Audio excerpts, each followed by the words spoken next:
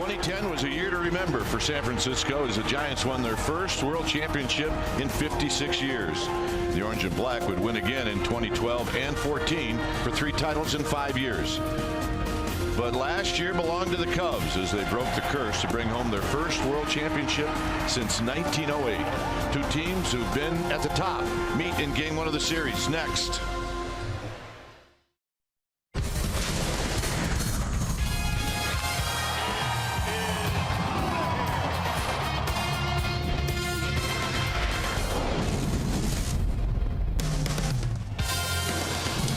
This road trip continues. We're in Chicago at Wrigley Field as we get ready for a big 4-game series. And this is Game 1. Welcome to NBC Sports Bay Area, powered by Xfinity. Hi again, everybody. I'm Dwayne Kuiper. Alongside me is Jeremy Affelt. Well, look, the Giants take 2 out of 3 in St. Louis. They're happy with that. And they come into this park today, and we were watching batting practice, and it is a small park today, and I'm assuming both guys, Block and Lackey, are going to have to keep the ball out of the middle of the strike zone. This is definitely a day where the ball needs to stay on the ground because the ball was flying out. We were watching batting practice earlier, and I think Schwarber hit 10 in a row, and they were tape measure shots. They were leaving the ballpark. The wind's blowing. It's heating up a little bit. As a pitcher, you know that it's also going to help you, though, as well, because if the ball's flying out of the ballpark with this kind of weather, there's just enough humidity in the air where your movement is going to be really good. So the breaking balls should be good. The sinker should sink. And if I'm a pitcher that has a sinker in this game tonight, I'm throwing a lot of those to keep the ball on the ground. Hopefully that's what Block does. All right. Should be fun here tonight at Wrigley. It's Game 1. All right. When we come back, we will have the lineups. And we will have the first pitch of this game. And we will do that right after this.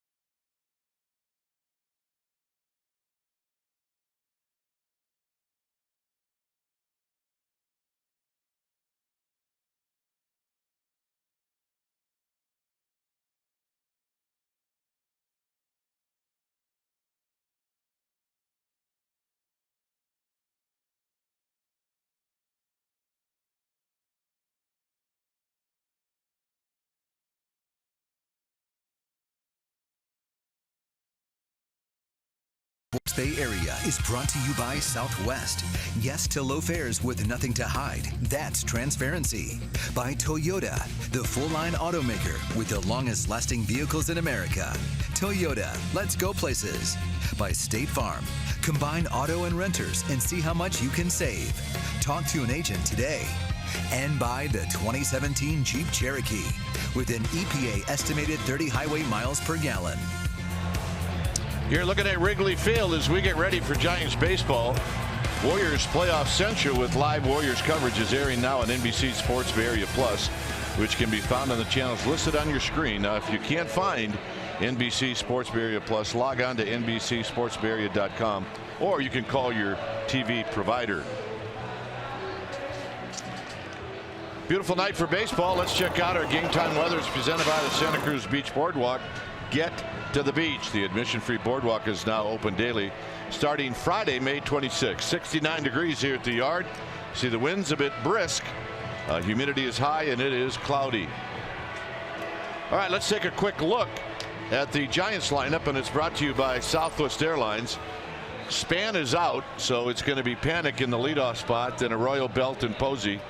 Brandon Crawford will hit fifth, and it's Eduardo Nunez who's swinging the bat right now, followed by Ruggiano, Hernandez instead of Span, and Ty Block will be on the hill.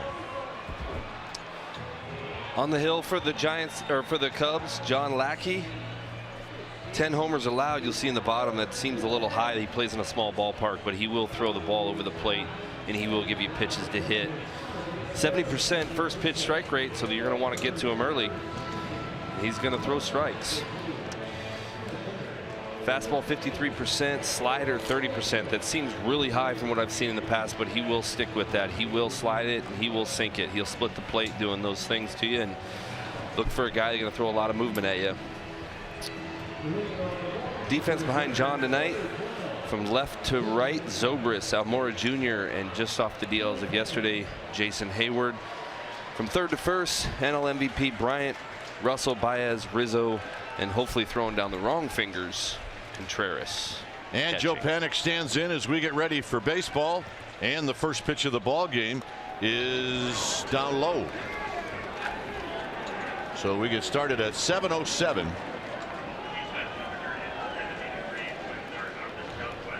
And the 1-0 pitch to Panic is a call strike, and that's called by home plate umpire Doug Eddings. It's Blazer, Nelson, and Diaz from first to third. Panic hitting .255, and he fouls it back, and it's 1-2. As I mentioned, Blazer, Nelson, and Diaz, and Jeff Nelson, you're looking at the crew chief. So here's Lackey and the 1-2, and it's down low to Joe Panic with Arroyo and then Belt to follow. Christian Arroyo making his first trip to Wrigley Field.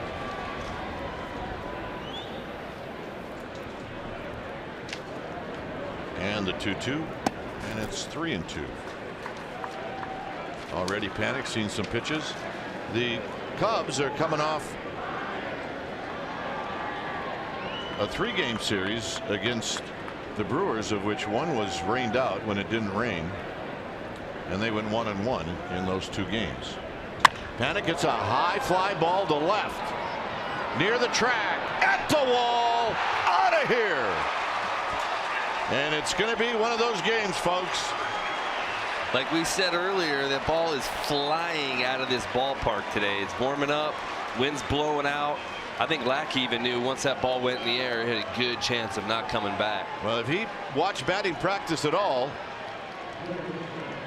he would know. And we actually were standing next to Ty Block, and he was watching batting practice. Fastball 4 inches off the dish right there. He reached out and tapped that for a homer. Didn't we say Joe was going to hit 3 today? I don't know, but I saw a Bochy smile. Here's Arroyo hitting .222 with 3 home runs, 13 driven in. Oh, big smile. So Arroyo facing Lackey for the very first time, and it's 1 ball and 1 strike with Belt to follow. It may be one of those games where he who gives up the solo home runs is going to win the game.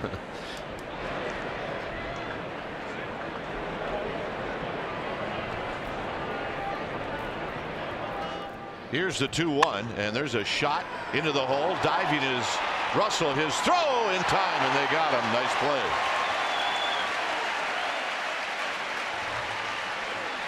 So Addison Russell takes a hit away from Christian Arroyo, and that'll bring to the plate Brandon Belt. Pretty good piece of hitting right here. You see, actually, I mean, he was Superman dive that right out the gate. But you'll see here Arroyo finishes the bag, and he'll show him almost look back at Russell like, are you serious with that right there? Like, he was even impressed by it. But that's a great reaction, because that's about how you feel. So here's Belt. Belt swinging and fouling out of play, hitting .236. 8 home runs, 18 RBIs. Right before Christian came up, you were talking about his first time in Wrigley. It's a pretty awesome feeling for a 21-year-old kid to come into a ballpark like this. Belt skies one into right center field. It's going to hang up, I think. And diving and catching is Almora, and he takes a hit away from a Giant. Well, that's a bittersweet feeling right now with the Giants. We got a homer right out the gate, but we've also seen 2 of our guys get robbed of hits.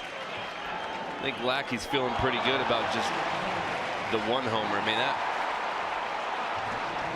Well, you might have to just hit it over the wall. So here's Buster Posey. And Lackey to Posey. And a swing and a foul back. So Buster got a fastball, and it's no balls and 1 strike. Talked to a few guys that used to start here and pitch every day for the, well, every 5 days probably for the Cubs. But they said when they would start, the first thing they would do driving in is they would check the flags. They would know what kind of day it could be. Posey goes the opposite way. Hayward in play, and that's going to end the inning.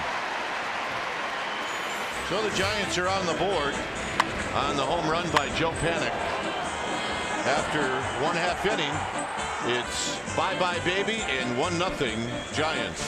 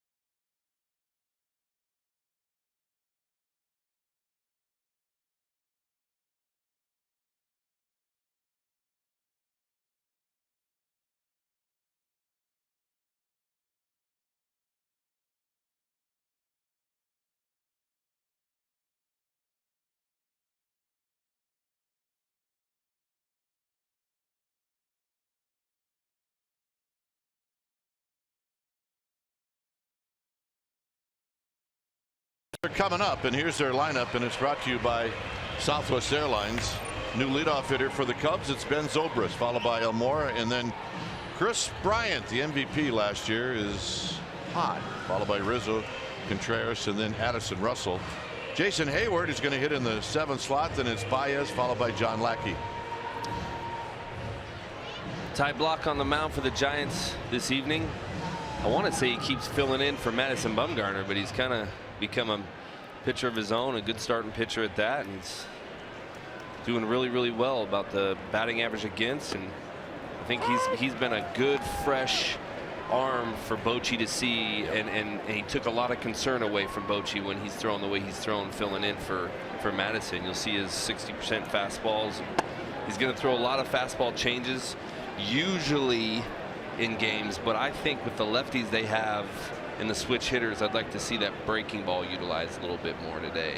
Here's the 1-1 to Zobrist, and he cues it foul. Having sat next to Mike Krukow for a gazillion years. Trying to hear his voice say, when you pitch in parks this small, you still have to be able to pitch in. Yeah, you can't be afraid. They want to get extended. You want to be able to pitch into these guys, and you can't be afraid of doing it. Tap foul. Especially when you see the wind like this, you know their swings might get a little bit bigger on certain balls, and if you can show that you're not afraid to pitch in and pitch in, it protects you on the outside corner their second, third time through the batting order. They're going to try to want to lift.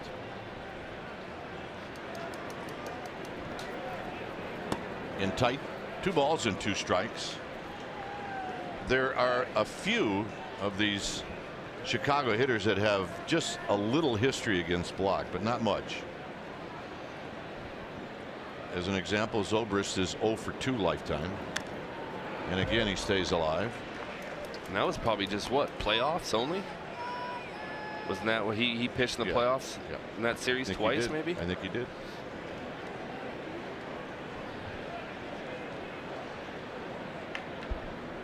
So Block trying to retire Zobrist, and the 2-2 pitch is hit foul again.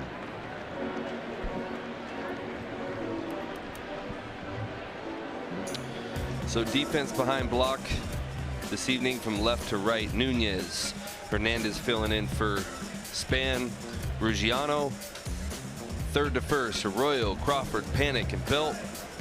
Posey blocking Scuds, throwing down fingers. And it's a full count. So Zobrist has worked it to 3-2. And under these conditions, you just don't want to issue free passes. Hit on the ground, and it's foul. Man, that was pretty close to fair there, huh? Laz Diaz. Once it gets past third base, then it's the third base umpire's call. Before third, it's the home plate umpire's call.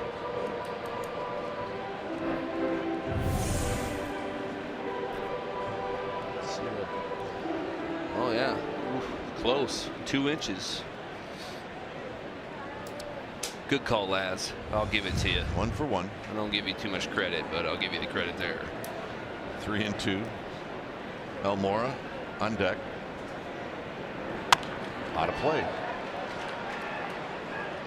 Zobrist has just recently been moved to this. They had Schwarber there for a long time, and Schwarber's been struggling from that spot, and they finally put Zobrist back in. He's a pretty good all-around any spot in the lineup hitter, but he can see a lot of pitches and foul some stuff off. He can hit. And he ropes this one foul.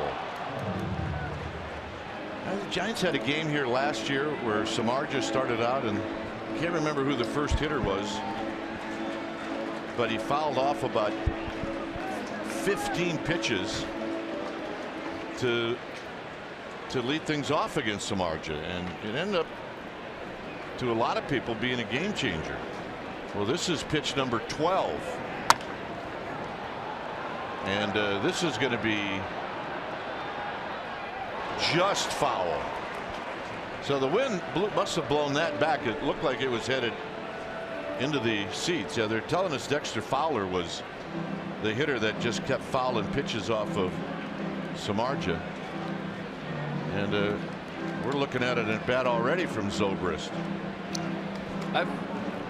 It's always hindsight because you're out there competing, you're out there pitching. But after about the 10th or 11th one, you're like, well, if I would have known this, I would have walked you in 4 straight, went over the next guy. That's exactly right.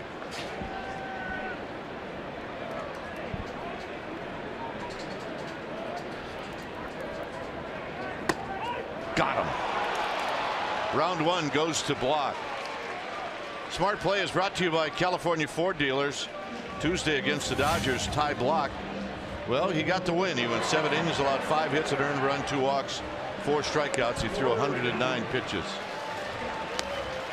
So a nice outing for Ty Block. And here's Albert Almora Jr.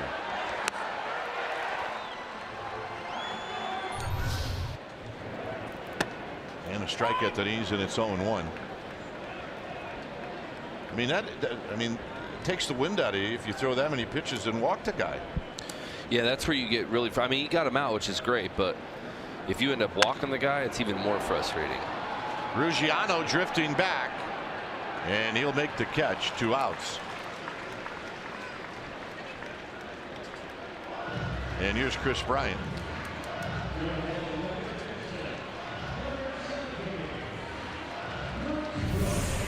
We didn't get a chance to see the pitch. Here it is. Great pitch, right on the outside corner, right on the black. Even Zobrist kind of was questioning it, but 3-2, he's fouled a bunch off.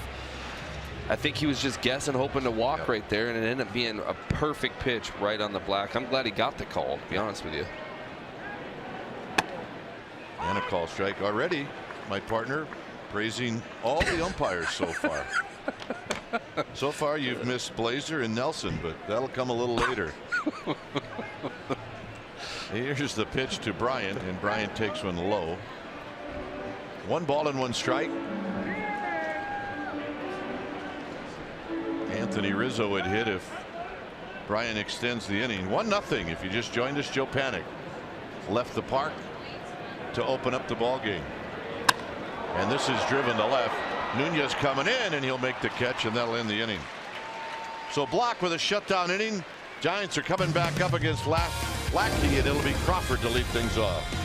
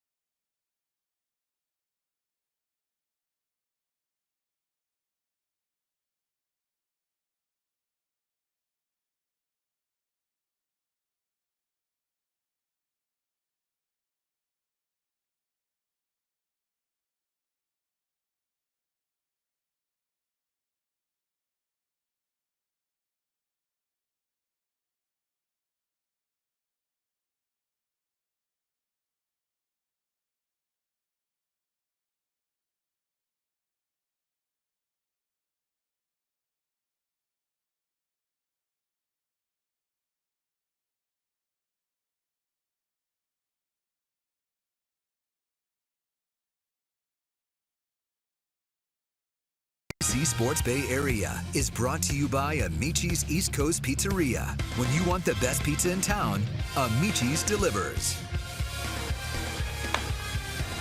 1-0 Giants as we head to the top of the 2nd inning, and Brandon Crawford's going to lead things off.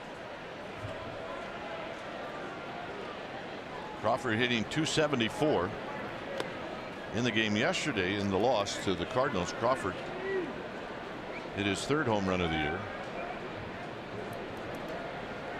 So inviting for hitters that have some power to play in games like this. There's a call strike. And I guess you have to be careful. You just don't all want to play home run derby. And if hitters do that, I mean, pitchers can take advantage of that. Yeah, their swings start to get really, really big and loopy, and you'll see they'll start to throw pitches knowing, like, I can go in right here because you're getting really big, and I can throw my breaking ball back foot. But I'll tell you, if he throws any more of those hanging curveballs at Crawford, he's going to get him. Crawford fouls it back. It's 2-2. Thinking the hanger banger tonight is going to go out of the stadium. Yeah. Somebody might do it tonight. Nunez to follow, and then Ruggiano. Lackey looking into Contreras, and this is foul back. It is quite the Wrigleyville these days. Packed, as you would expect. It was packed when the Cubs were rebuilding. And it's good to see a lot of blue. Crawford goes the other way, and that is going to drift into the seats.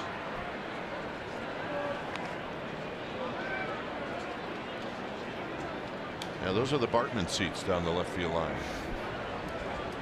He could probably actually come back now and they'd be okay with it. I think they've invited him back, and he's like, no, you've tortured me now for 15 years. That's right. And another 2-2 pitch, and Crawford goes around on a pitch down and in. Here's our deep drive of the game yesterday against the Cardinals. I mentioned Crawford. It was Crawford and Nunez as they hit back-to-back home runs. Both were solo home runs. And the last 15 home runs for the Giants have been solo home runs. So add 1 to that, so 16. Here's Nunez.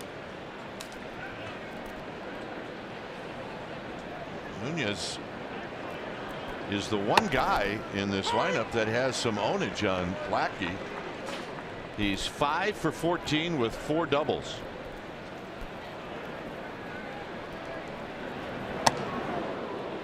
Almost shaved the uniform of Eduardo Nunez, who's going to step out for a minute.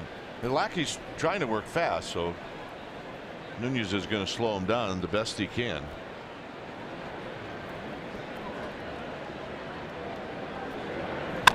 And on the ground to third, where Bryant started to charge it, and his throw is in time. 2 outs. And here's Ruggiano.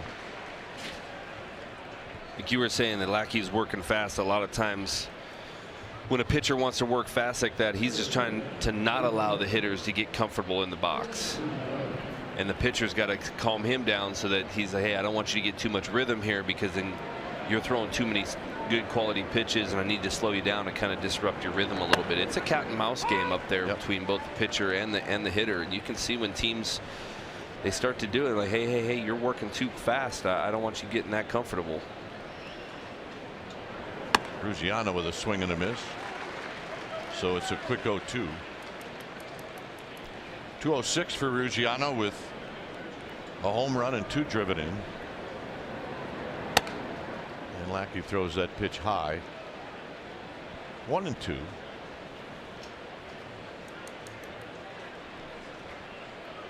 now Lackey's slowing it down himself.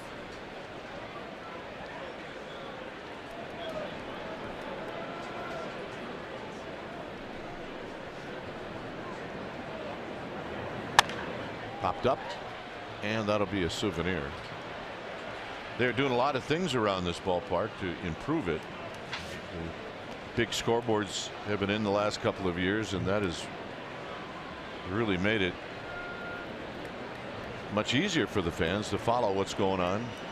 They have kept the old scoreboard in center field, where that's where the balls and strikes are for us. It's one of the new ones. And the one in center field is manually operated.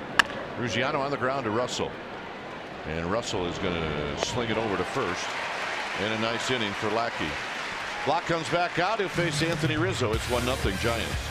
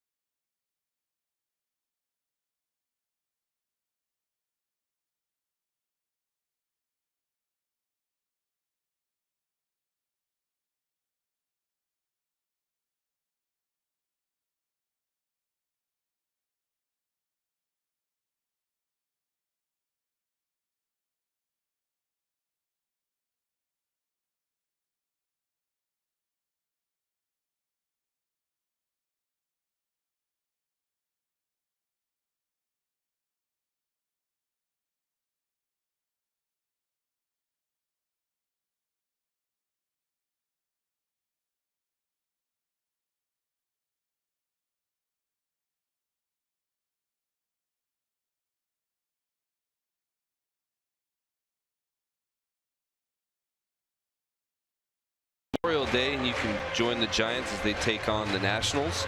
And if you get there early enough, you're going to get your Giants cooler bag presented by PG&E. You also get another treat, and you'll see former Giants pitcher Barry Zito, who's a longtime supporter of our military and their families, perform a pregame songs of the pregame ceremony. And he will also, in those songs, honor all those who have served and are currently serving our country. Tickets are available at sfgiants.com. Here's Rizzo, who takes a call strike. Zito went country. Yeah, he did. Think it'll be a country song? Yeah, absolutely. Kind of interested to hear that. I'm interested to see him. Living in Nashville now. He's a Nashville kid. Overshift for Rizzo as he takes low. We saw a few umbrellas come out. And as soon as they came out, it stopped raining. Oh, there's one. It's not raining that hard. Come on. You see someone like that, you have to think about the people behind you if it's not really raining. Yeah, like the big pink one right behind home plate, and the guy trying to see it, he just all he sees is the pink umbrella as the pitch is coming in. Nice job, young lady. Rizzo fouls this 3-1 pitch back, and it's 3-2. Oh, there he is. That's Thank you, sir. Thank you. No, you gotta pull down on that little thing. Get Mama to help you. Fall back. Oh, the heck with it. I'm just gonna leave it open. He's gonna poke his eye out. It's like, I don't understand how these umbrellas work. There you go. Oh, yep.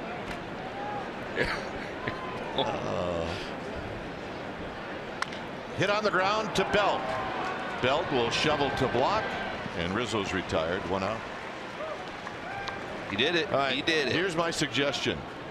Don't open it up again tonight. Just kind of put the hood on. Oh, yep. We're watching you. He just got a text. Giants announcers are making fun of you, Dad.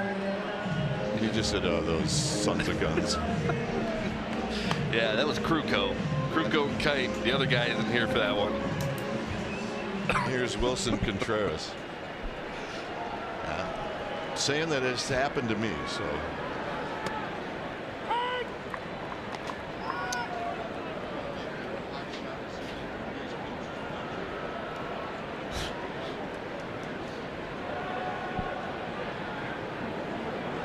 Up and in.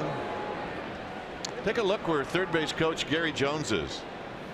He is in the area code, but that's about it. I have a feeling Gary Jones has gotten dinged or come close to getting dinged a couple of times, because I've never seen a coach that far away from the coaching box. If the first base coach would be there, if the first base coach is there, he'd be standing on the tarp. He would. And that pitch is a bit high. Wilson Contreras hitting 248. No swings is Corey Blazer. You know what? I'm probably going to be in the same spot if they ask me to coach. But he's kind of close to ball dude territory in our park. Swinging a foul back and out of play.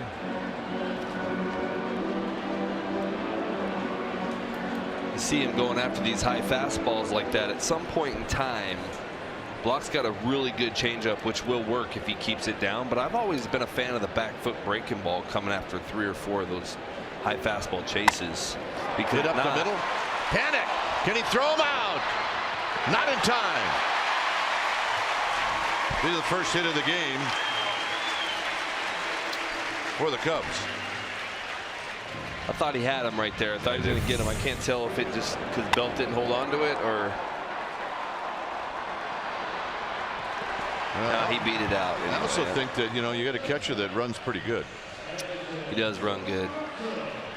It's just if you go up that too many times up there, that can happen where they just hit the ball up the middle. You want to kind of mess with him and kind of change his eye level a little bit. And I know it's the first time through the order, and you tend to want to attack with a fastball. But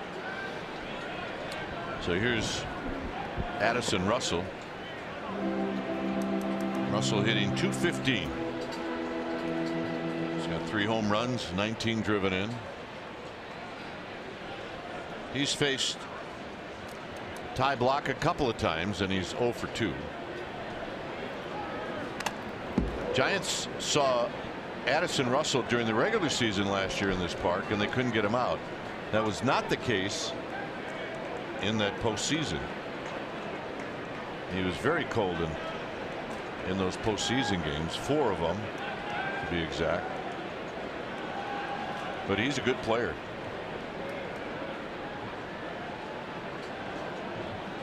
Contreras with his lead. Hit on the ground. Panic's got it. He's going to shovel to Crawford, and they're going to get the lead runner, and that's a nice play. It's a nice play to get the lead runner.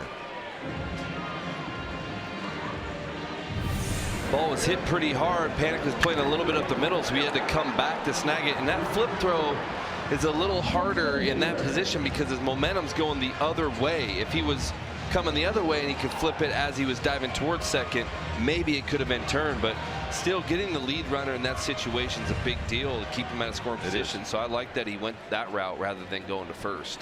So here's Jason Hayward. Hayward takes a strike. 255 with 3 home runs. There's another look at it. I think that look, you could see that Panic, he caught it and he took a peek to see where Contreras was. And it's now 0-2. Just shows you the speed, the first step speed that Joe has. That ball was hit really hard, and he was playing up the middle, and him having to take that first step and be able to get the right angle on that ball. That ball was, he made that play look way easier than what it was. Watching a guy catching and a guy hitting right now that they played against each other in high school. Hayward and Posey. I remember when we were playing in Atlanta and the Atlanta team was shouting our players better or something. Yeah. Hit on the ground, and Panic's going to get a tricky hop from the outfield grass, and that's going to end the inning. Through 2 innings, 1-0 Giants. Hernandez to hit first.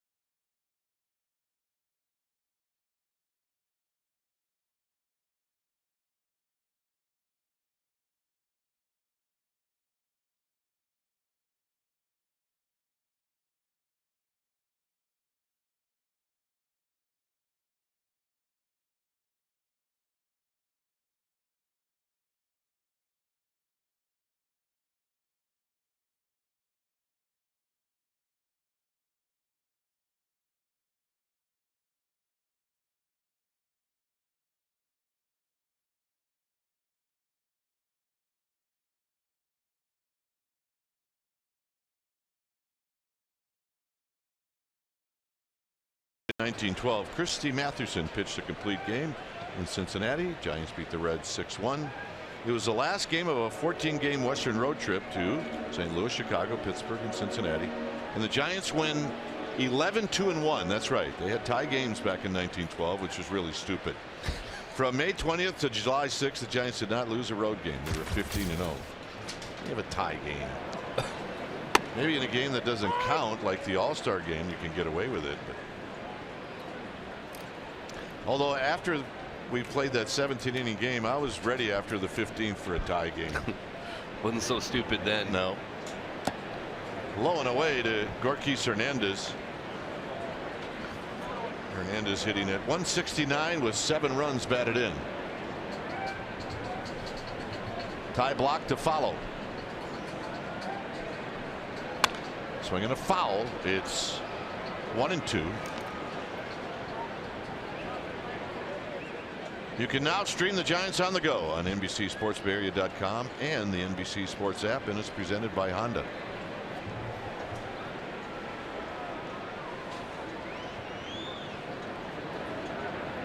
Outside, 2-2.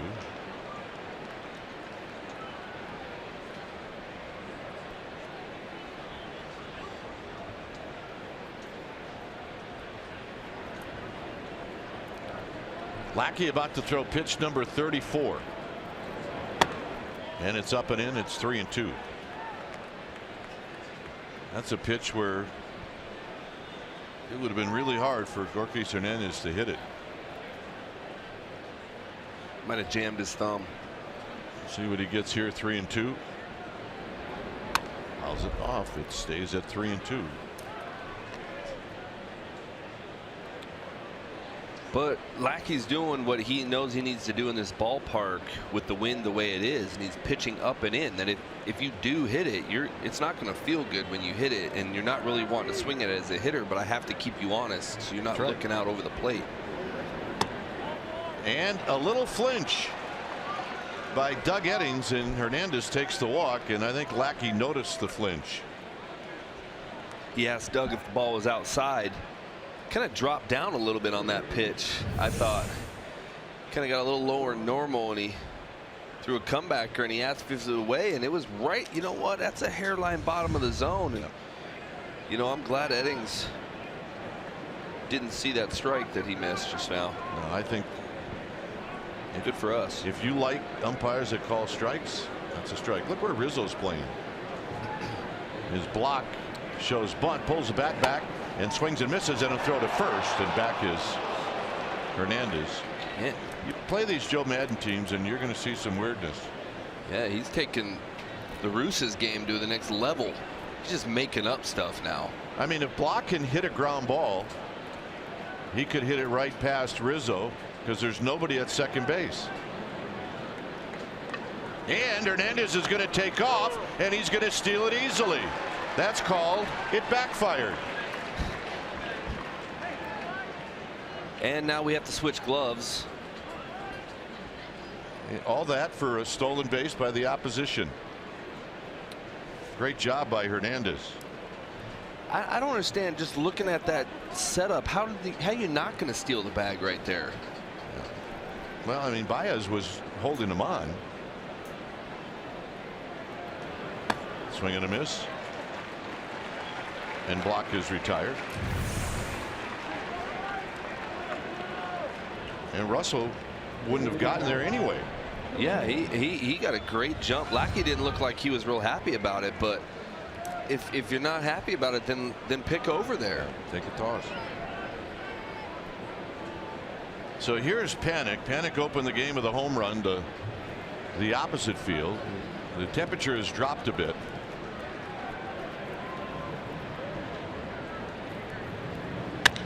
High drive to right. Hayward back. It's off the wall. And it kicks over his head. Coming in to score is Hernandez. And Panic has knocked in another run. It's 2-0. Panic, he loves the leadoff spot. That ball was hit hard. It was. Ball's right over Hayward's head, right off the Under Armour sign out there. But he pulled the ball, and just seeing the kind of power that Joe, I mean, if you're Lackey pitching, you're like, where do I throw this guy? He hits it one way, he hits it the other way. It was a breaking ball that was down, and Joe got his bat head out and pulled it. Man, it wasn't a hanger banger. It was a good piece of hitting. Got some backspin on it, and he almost hit it out to the other part of the ballpark. So here's Arroyo, who had a hit taken away from him by Addison Russell back in the first inning.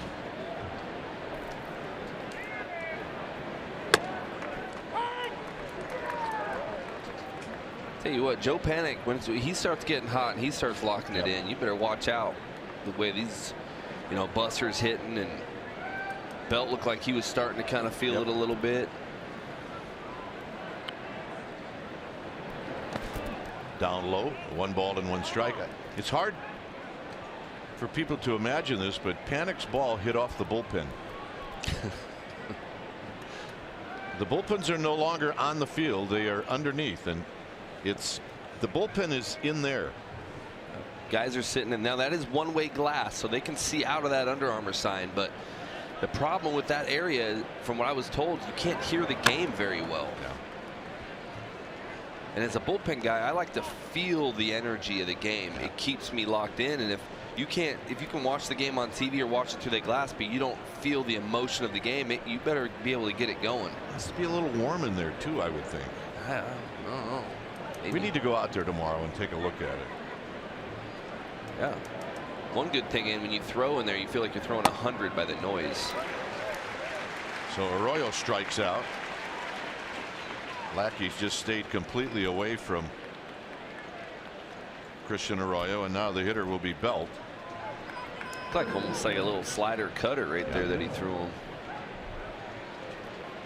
Belt hit a ball that the center fielder Almora Jr. made a great diving catch on to take extra bases away from him. Here he lines it to left, and this is a challenge. Here's the throw home. It is not in time, and Belt comes through. It's 3-0. Great piece of base running by Joe. When he got sent home, his angle did not get too big. He didn't round the bag to slow him down. You'll see right here, if we can show it, when he comes around third, he cuts the angle pretty tight. You'll see him right here. A lot of guys get really big coming around. You see he holds the dirt almost the entire time, which allows him to stay on the inside part of the plate, and he doesn't take too long to get there, so his speed stays strong rather than getting real big. He knew he had a great slide. I mean, everything about that base running effort was perfect. Here's Buster Posey, and Buster gets hit on the shoulder.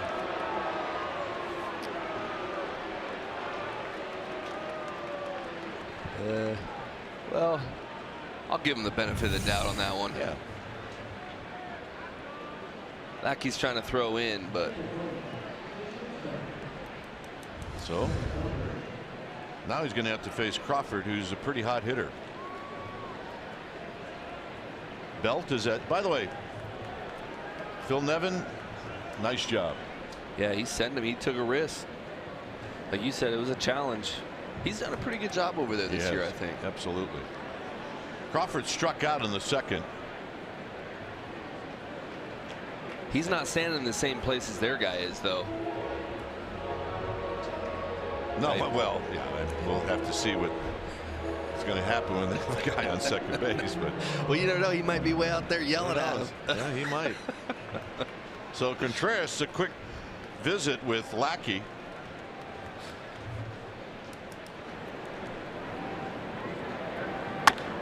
High and foul and out of play. And look, the scouting report on Zobrist is, he doesn't have a great arm. He would prefer to be playing second base, but with Baez, that's just not going to happen very often. He's got an accurate arm, and he understands as an infielder, I got to hit the cutoff because I know how important it is. It's a positive thing.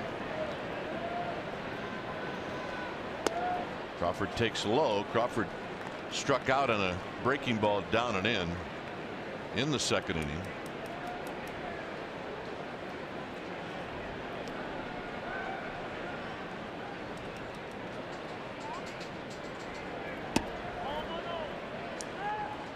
No swing, says Laz Diaz, and it's 2 balls and 1 strike. Eduardo Nunez on deck.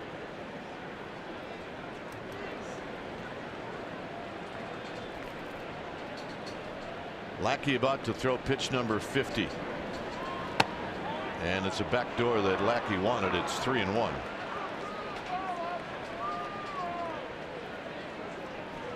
Never been a guy to hide his displeasure with the umpire. Or his defense. It's a ball. Yeah, that's not a strike. Sometimes the pitchers think that, they can. I think from time to time they start asking enough, they might get it. Sharply to Baez. This is going to end the inning. Giants on the board twice. Baez to lead things off. It's 3-0.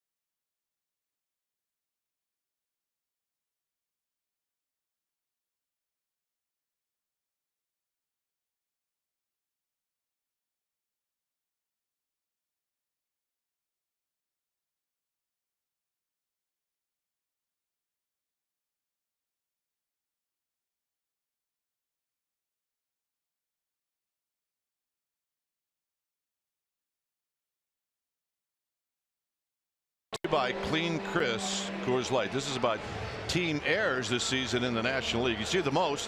Cubs are on top. Cardinals are second. The least. The Marlins, the Reds, and oh, by the way, the Giants. So here's Baez to lead things off against Ty Blach. And a strike on the outside corner. Baez hitting .248, 6 home runs, 19 driven in.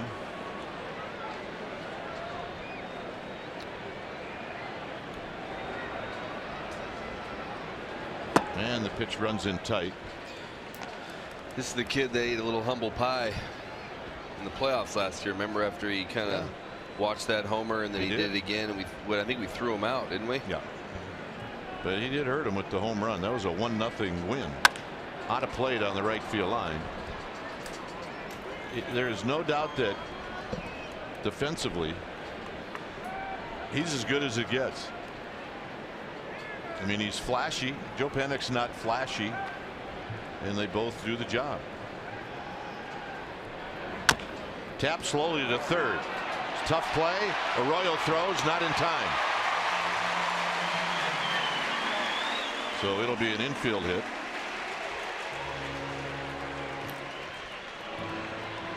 You could tell once it got by Blach, Baez, who runs pretty good, was going to beat it out. Yeah, that's like a perfect swinging bunt almost, because the Royals probably, when you take a full hack like that, you almost kind of rock back on your heels for a split second. Barehanded made a great play, but his speed's just too good. You can't do anything about that. You just tip your hat. So here's Lackey. He can hit a little bit. He's 4 for 15. So we'll see if he's swinging it or bunting it. Swing and a miss, and it's 0-1. The only risk you take here is if Lackey does put the ball in play and he rolls one to Crawford. But down by 3, at least that particular pitch, Lackey was not bunting. 0-2. Interesting that they're not having him bunt at all right here. I would have thought you got one swing and then He's got a 111 batting average. He's got 3 RBIs. It's not super high. It's not super low. But I'm thinking you're needing to get a guy in scoring position the best you can. I'm confused a little bit about that. Foul back. You got a fastball.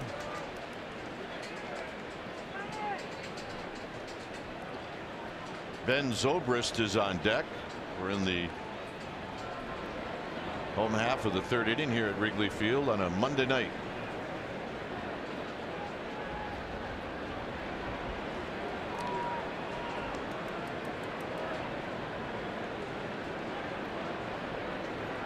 Crawford panic at double play depth.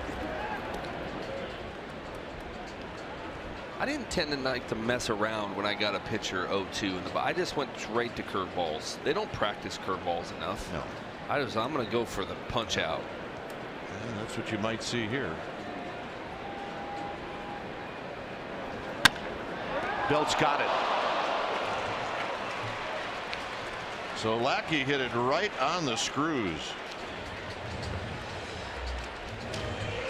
Well, Friday, May 26th, Star Wars Day at the ballpark. Now, your package is going to include, obviously, a ticket to see the Giants and Braves, a co-branded Giants Star Wars baseball. How about that? And remember, you need the special ticket, sfgiants.com/special events. But that's my point on why you don't keep throwing fastballs at pitchers. You know, the breaking ball is just a ball that they don't, and you can get a ground ball on a curve ball a lot for a double play, but you risk that right there, and you were 3 inches from a double down the line, runners on second and third, no outs. You know, or one, yeah, no outs. Zobrist struck out looking after a long at bat in the 1st inning, and that's the only strikeout that Block has.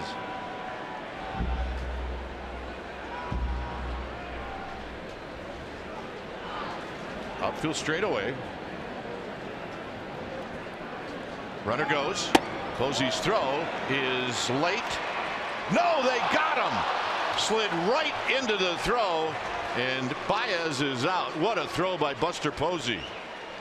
And what a tag. Panic almost kind of received it into the runner. He didn't try to reach out and catch it and tag it. He received it into the runner, so it looked like he was late too. But if you look at this right here, look at that. I mean, he put the glove on his backside and the ball went in the glove. That is a big league throw as Zobrist cues it foul. It's 1-2. Buster's gotten so good at throwing. On the money. I mean, that, wow. Gold Glove winner. Just mark it at the half. Absolutely. Zobrist takes low, 2-2. It looked like Baez was going to steal it, and then right on the money for Buster Posey. Here's the 2-2 to Zobrist. Line drive. Hernandez over. He's going to dive it. It gets by him, and now it's up to Ruggiano to save the day. And he will. It'll be a triple. It'll be a triple for Zobrist. Look, I don't have a problem with Hernandez going after it with 2 outs. Zobrist was going to have a double anyway. It's going to be a double, and you know, as a pitcher, you tip your hat to him, even in the sense of like, hey, thank you. You know, like, hey, you tried, you gave it your best shot. You know, I think if the game's a 3-2 ball game or anything like that, hey, we want you as a pitching staff and the coaching staff and say, hey, got to keep that ball in front of you a little bit. Maybe right now, maybe take a different angle. Here's Almora, and he takes inside for a ball. It's so hard to lay out for balls, and his momentum is kind of carrying him down too, because he's cutting straight across to it. He probably stumbled more fell than he did dive. Hit on the ground to Panic.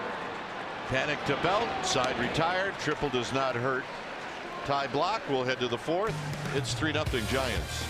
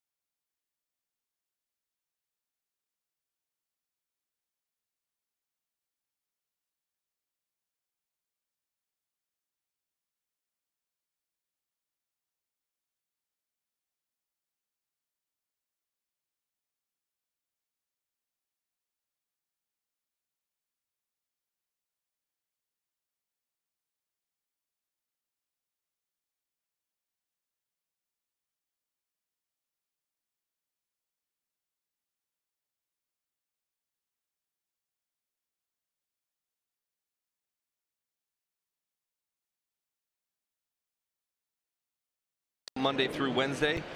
Monday will be a 1:05 start. Tuesday and Wednesday will be at 7:15. Tickets are available at sfgiants.com. So Nunez is going to lead things off. Yeah, the Nationals. Remember, Nationals are pretty good. Ironic, it'll be Memorial Day. The Nationals coming from DC. Yep. Nunez bounced out to third. Here he takes a strike. The way they're playing, that's going to be a task for the Giants. It's going to be a hurdle that they can jump and jump well. That'll be a good confidence booster for them. They're playing pretty good. Nunez takes wide.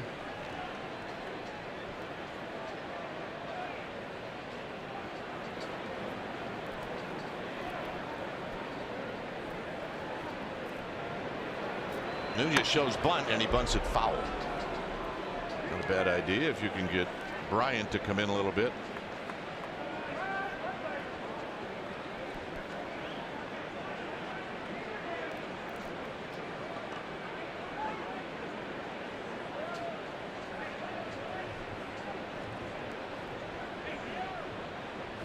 Ruggiano to follow. 3-0 Giants. Tap foul, basically just to stay alive. It's the second time I've seen that. I think Lackey's, he's actually dropping down. Not at a maybe he's trying to make a pitch. I think he's actually trying to drop down. Sometimes you'll drop down here, but you'll see that this drop down, the ball's actually past Nunez when he hits that. I mean, it almost messed him up so much. And Lackey's probably like, how can you even hit that ball? He took it right out of the catcher's mitt. 56 pitches for John Lackey.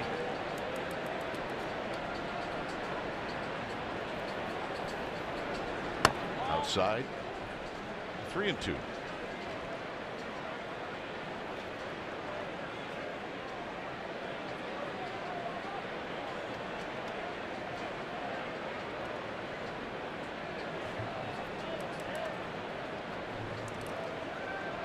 So this will be the payoff pitch.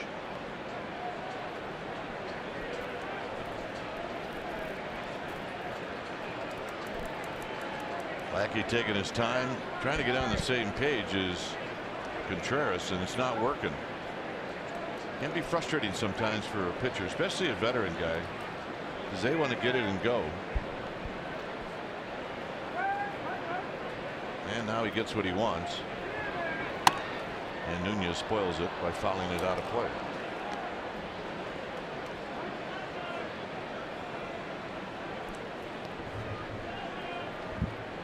Dannon Kuiper's here with her fiance Zach. So let her mother know that she arrived safely at Wrigley, as this is line to left, a base hit. Good piece of hitting. Fouling those balls off and even taking the ball out of the catcher's glove, even trying to stay alive, and then he finally got a hanging breaking ball. He's able to kind of pull his hands in and smack it down the line.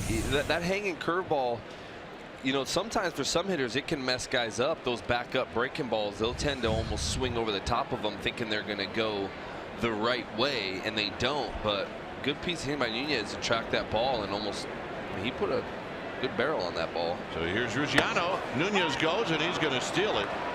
Is Contreras threw an air ball. You can shoot an air ball in basketball. You can throw an air ball in baseball. Here it is. Trying to do a quick delivery. They know Lackey's not exactly the fastest guy to home plate. They knew he had to be quick. Got a little too quick. Nunez thought about it, and Ruggiano with a swing. Ain't gonna miss. Nunez almost looked like he said, "My fault" to Ruggiano. I think it messed him up at the plate right there.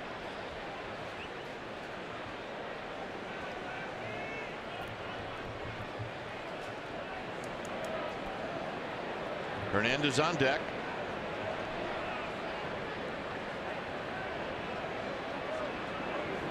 Ruggiano fouls it back. Ruggiano rolled out to short in the second.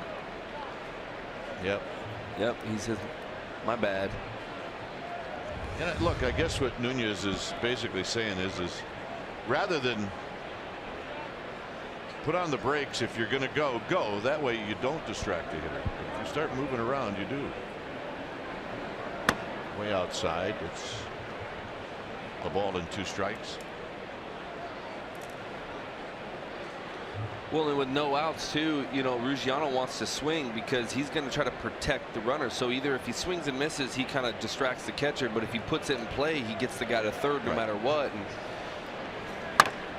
hit into right center field, and it's going to get over the head of Almora. Nunez went back to tag. Here's the throw home, not in time, 4-0. Lackey decided not to back up.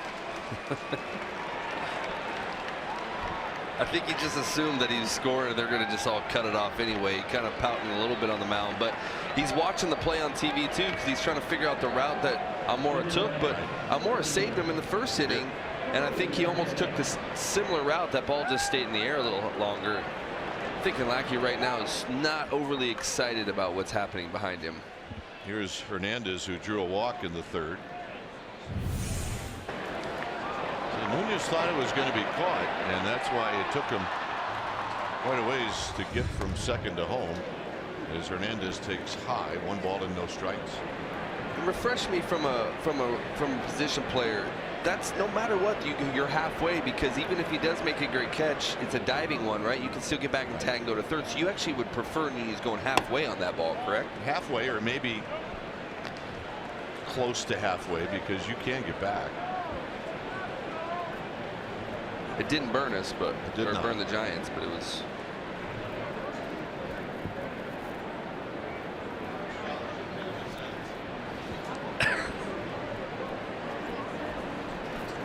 Two and 0 to Hernandez. Block to follow. Swing ain't gonna miss. So Lackey pitching, at least on that pitch, a little backwards to Gorkys Hernandez.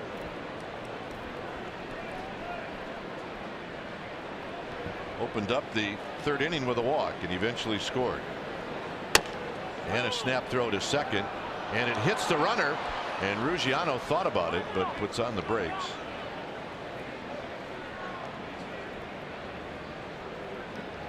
That caught Ruggiano, so he's going to take a little bit of a walk.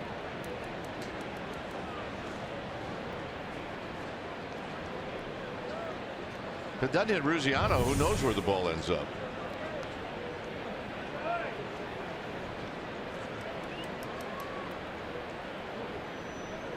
Ouch. Check swing, pass block. It's 2-2. I mean, this is a spot. There isn't anybody out. Block could hit a little bit. If Gorkys Hernandez can come up with a productive out and get Ruggiano to third, that would be a good thing.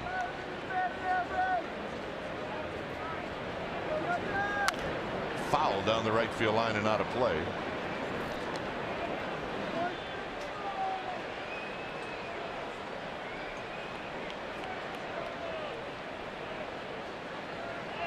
So a good battle and a lot of pitches now for Lackey. He's got 70 with nobody out here in the 4th. And it's a foul ball, and Gorkys Hernandez saved the at bat. Lackey's not buying it. That's one way to foul off a pitch. Yeah. I mean, if it's a pitch that you think might be a strike, throw your bat at it. Do what you can. And that was so far from being a strike, it's not even funny. But I think once Gorkys Hernandez committed. And it hit him right there. That ball hit the plate and then hit him in the shoulder. Is that why it's foul? Yeah. And he didn't run out of the box? Dead ball.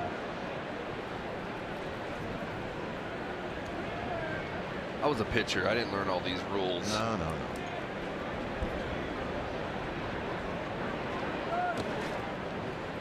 3-2.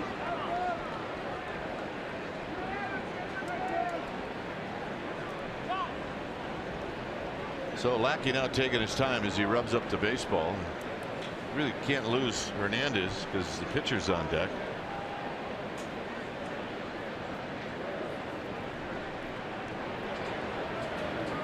And the walk.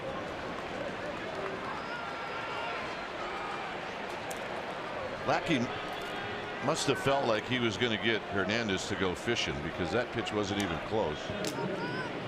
So here's Block.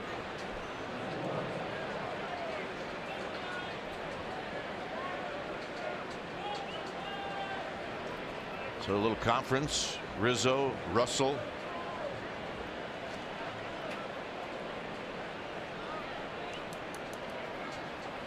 So Rizzo's going to come in again. And Block's going to swing, and he swings and fouls it into the glove of Contreras, and it's 0-1. Look, I don't know how your heart can be into being that close if you're Anthony Rizzo. Yeah, I mean, I don't care how big you are. Rizzo's a very big human being, but I don't care how big you are. It's not comfortable. I mean, Todd Helton used to run all the way in right to the dirt. He did. And there's no way you feel completely comfortable with that idea. And the bunt, and it's foul. But I also think that it messes with some of the hitters or the pitchers enough that when they're hitting and he's coming in that close, you feel like I got to put the perfect bunt down because they're right there, and now it messes them up where they're stabbing at it, or maybe they're just trying too hard to make contact, and it could mess with you a little bit. We'll see what Bruce Bochy does now that Block has 2 strikes on him. He may let him swing.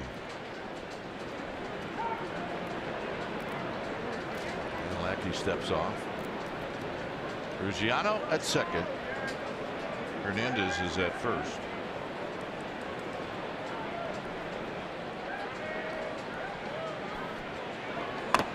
And the bunt, and it's a fair ball, and that's 1, and that's 2.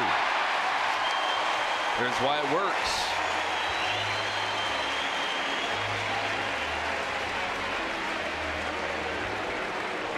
Well, there's where you want Block to strike out. Yeah.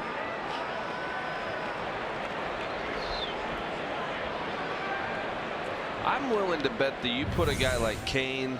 Here's that bunt right here. See, and he bunted the worst possible. So that was almost a foul in of itself there too. That ball landed right back on the plate. It was kind of a bad spot. I mean, it wasn't even 6 inches, in front of the catcher really even. But I'd be willing a guy like Kane or Bumgarner doing that. I'm thinking they're not going to run that same play with their ability to handle the stick. Yeah, probably. Knowing Bum, he'd probably yell at Rizzo, tell him to back it up. See what Lackey does. Panic's got a home run and a double. He's got first base open with the rook on deck.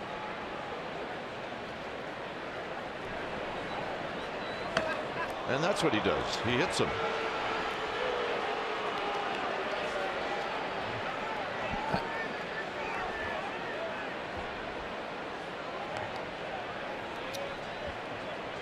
I don't know if that was a fastball or not. I couldn't tell. Yeah, I can't tell either. I'm hoping it's not. Yeah.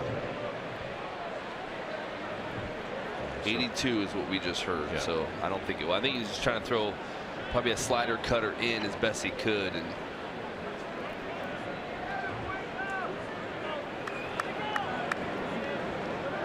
hey, so you throw a slider in. If you hit him, you hit him. I mean, that's probably what Lackey's thinking. He's just trying to make sure he keeps it in right there, and it kind of came into his back foot. I mean, he's obviously not feeling real good with his command today as it is.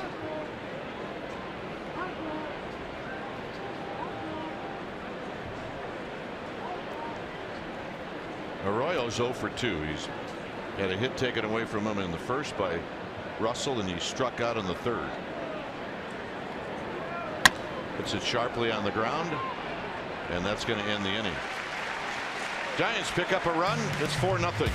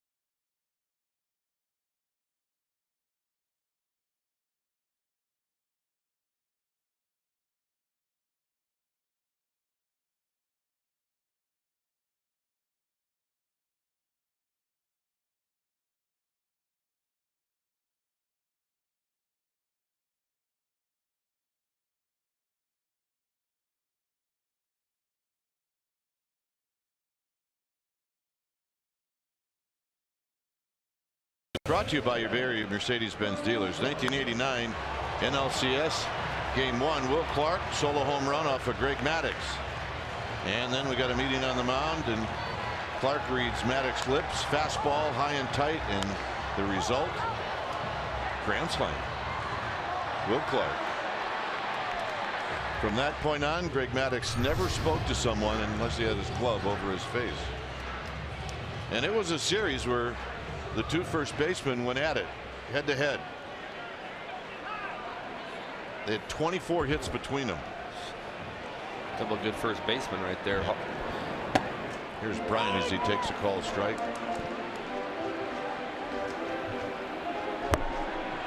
Bryant lined out to Nunez in the first inning.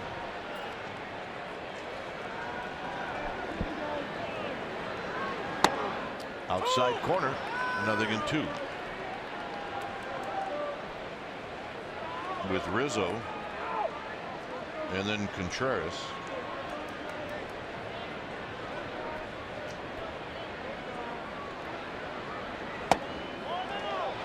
Oh, what about the pitch? It's 1-2. Yeah, that might have been a high strike anyway. I mean, Bryant really sits low on his legs. I'm saying he went on top of it. Could have. That first base umpire blew it. There, I got after him. There you go. Love for two. Here's the 1-2 to Bryant, and he hits it to the shift. And Panic's going to throw him out. So the shift works. Let me repeat that. The shift works. 1 every 20 times. Here's Rizzo. My partner, not a big shift guy. Rizzo bounced out to Belt in the second inning. I'm watching even the Cubs. They don't do over shifts on Belt.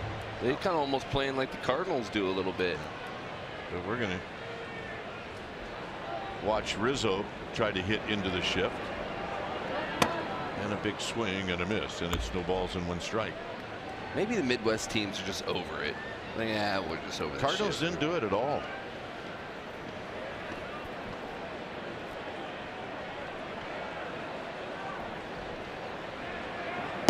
Down low to Rizzo. On deck Contreras. Giants 4, Cubs nothing. 4th inning. Rizzo on the ground to Panic in shallow right field. 2 outs. And here's Contreras.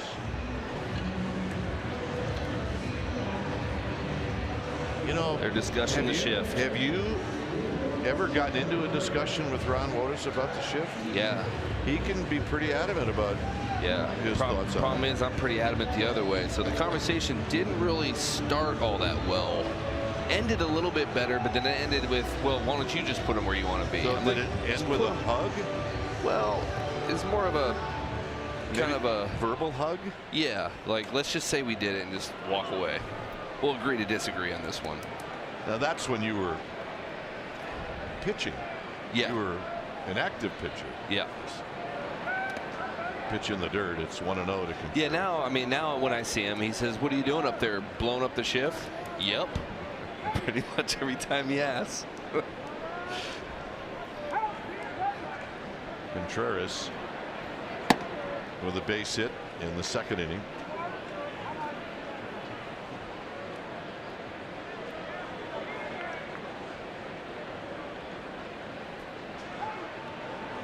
Two-0 pitch wrapped on the ground to Crawford, and Crawford's going to go to the other Brandon, and that's going to end the inning. A shutdown inning for Ty Blogg. Belt, Posey, and Crawford coming up. 4-0 Giants.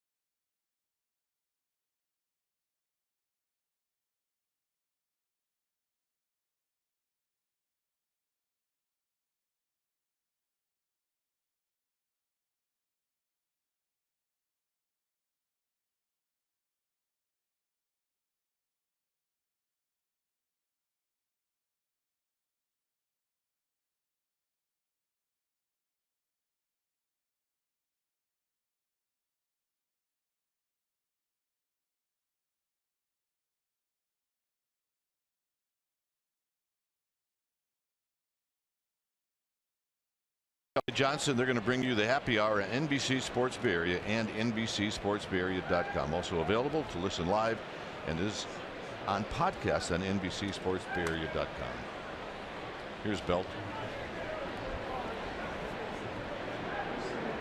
And Belt takes a hack at the first pitch, and it's no balls and 1 strike.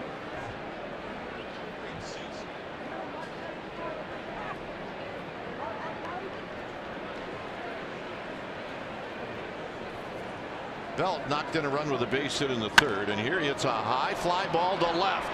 Zobrist back at the wall, out of here, and it's 5-0 Giants.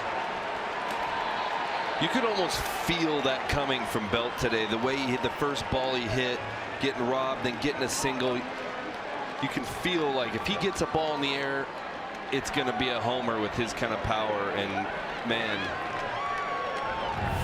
see where the location homer was. Fastball just outer half down, and he went with it. In a night like tonight, AT&T, I'm saying that's probably not going to happen, but a night like tonight in Chicago, any ball hit in the air that way is going to go out of the ballpark. 2 lefties, 2 oppos. Posey just took a strike. He flied out to right and was hit on the shoulder. Retakes low.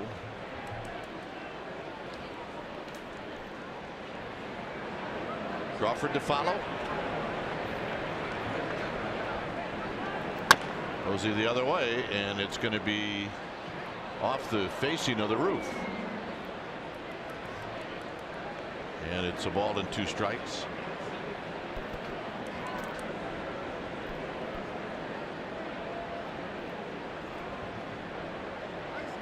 Contreras setting up away to Buster Posey. And Posey drives one into the right center field. Hayward's on the move. Hayward's going to dive, and he can't get it.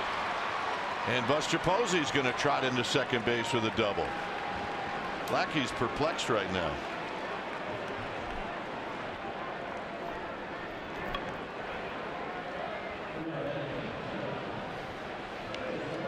So a double for Buster Posey, and here's Crawford. We would like to tell you if the Cubs have someone up in their bullpen, but we can't. And they're telling us in the truck that they don't. Crawford is 0 for 2. And he wraps the first one right to Nunez.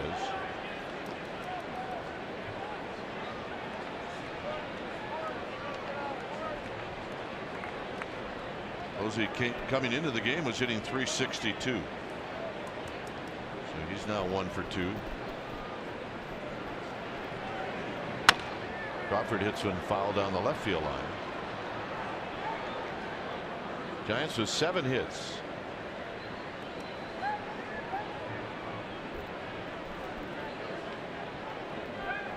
Lackey's got 86 pitches, 88 pitches. Yeah. Thinking that they're probably not warming someone up, hoping if he can get out of this, it's his last inning anyway, and I don't have to burn an extra bullpen guy. And Crawford gets caught looking. He's going to be unhappy with that at bat.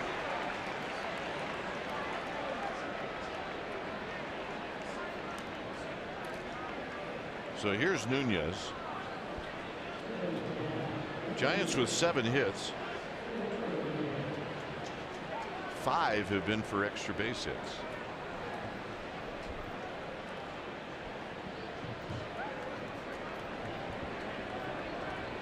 Nunez with a single in the 4th. Outside, 1 ball and no strikes. Lackey is due to hit 4th in the bottom of this inning. So Contreras out to have a meeting. We were told by some folks around the press box that Contreras likes to have meetings, and he's had 2 already, but they're quick. Although Lackey may not want him to be out there for very long. Can't imagine Lackey liking meetings. No. Swing and a miss. A lot of meetings for a young guy. Guy been around 13, 14 years. I think he's got an idea. You don't need to meet with me to let me know anything. Yeah, plus, especially if he's getting knocked around a little bit. Yeah.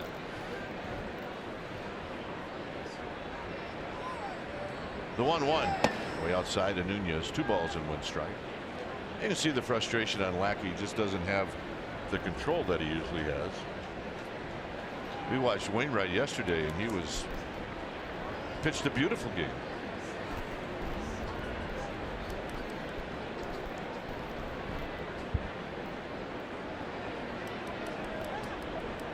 Posey doubling after the Belt home run. He's at second.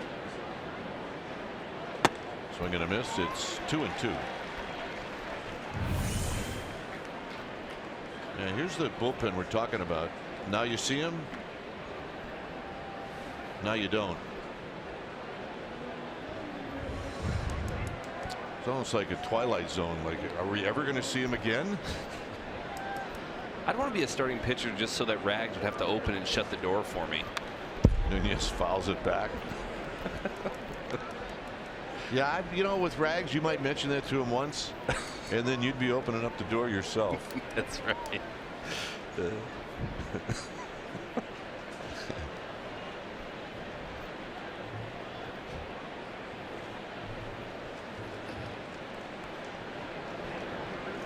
Here's the 2-2 pitch, and Nunez is out swinging. So Lackey's come back with a couple of strikeouts. Here's Ruggiano, who doubled in a run in the 4th.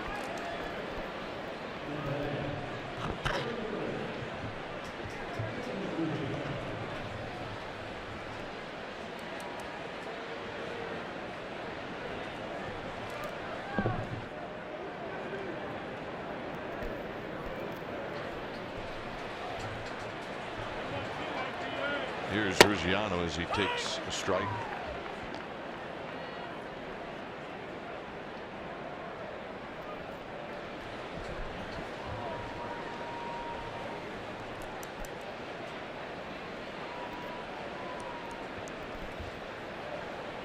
Oh, and 1 to Justin Ruggiano.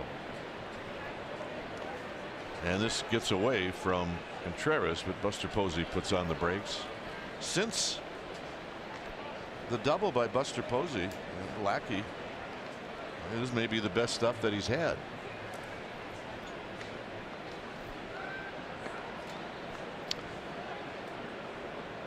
You know, I let you tell me the dress code today, and you said the jacket. Little aggressive on the jacket today, okay? What is that? You telling me to wear a jacket. Oh, I know. It's a little warm up here. I was prepared for it to be cold. In the dirt again. It's 2-2. Or make it 1-2. And then we were told it was supposed to get cool once the game started, but it's not happening. I've lost 3 pounds already up here. Oh man, this whole booth stinks like sweat. Jeez. 1-2. And Lackey strikes out the side after giving up a home run and a double. Belt ends up hitting his 9th. It goes to the opposite field. And when it leaves the park, it's bye-bye baby. 5-0 Giants.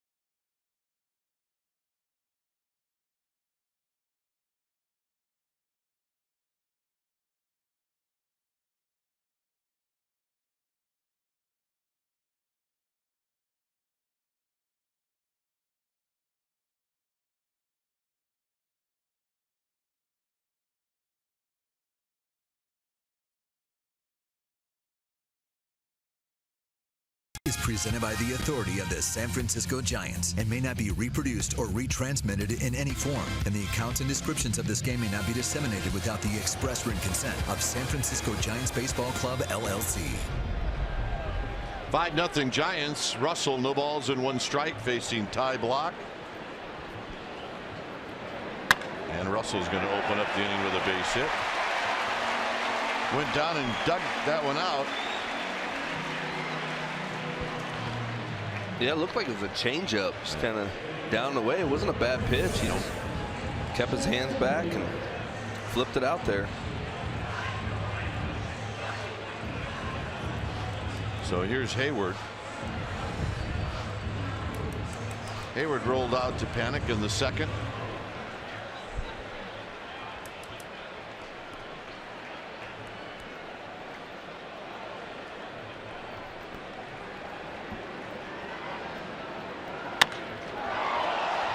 Very high and deep and in the park. And it's 1 out. It almost seems like you hit the ball down the right field line the way the wind's blowing. I don't know if the new scoreboards are messing with it, but it's blowing decently hard to center and left. But it seems like it's slowing down or even kind of like messing with the flight of the ball once it goes to right. So that might actually help us out. I didn't think there was any doubt that that ball was gone.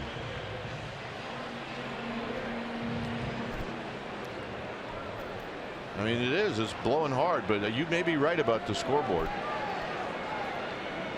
Here's Baez. Baez had an infield hit, and he takes inside for a ball. See the double action, Rendon inducing.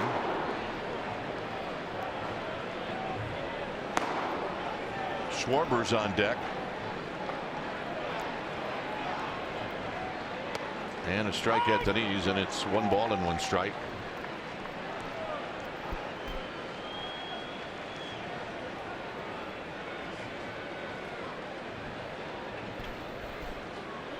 Russell's got 2 steals. Hit on the ground to Arroyo. That's Panic. That's Belt. And that's a double play. And that will end the inning. Joe Panic can turn it, folks. And that's a lot of credit to Arroyo, even throwing pretty hard to second on the double play. They're going to take a look at it. That's a hard throw right there. Quick hands. And they got him. So I doubt the Cubs are going to challenge this. They're looking at it in the dugout.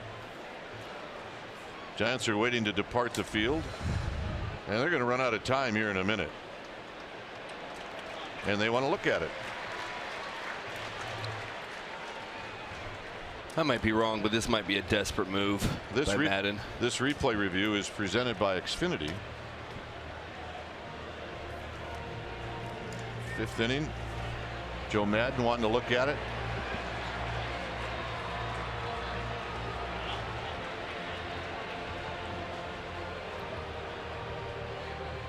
I don't think there's conclusive evidence on this that Baez beat it out, to be honest with you. I can also see where I could possibly be wrong. That was closer than I thought it was. It was. I agree.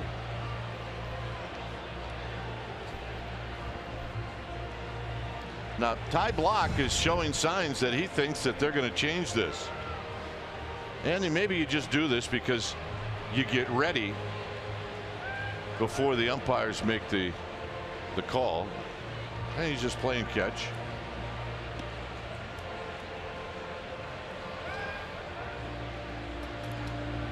I think some of the Giants players felt like the replay was one that they're going to overturn because they have kind of worked their way back to their positions. One way or the other, either Schwarber's going to hit or he's not.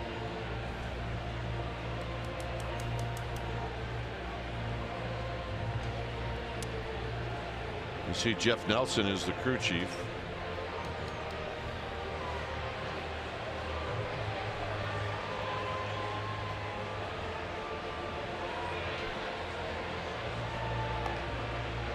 They're taking a long time. This usually means they're probably gonna.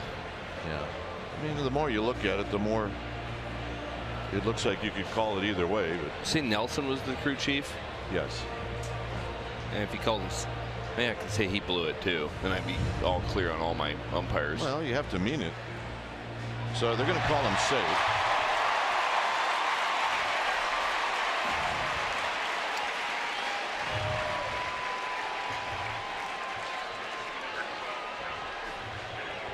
So Schwarber's going to hit.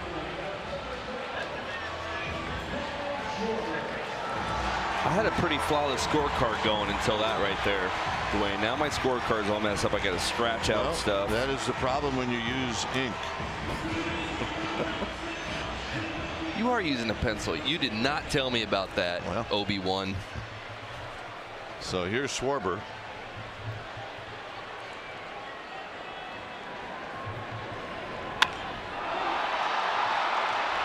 Hernandez on one pitch, side retired. Sixth inning, here we come. 5-0 Giants.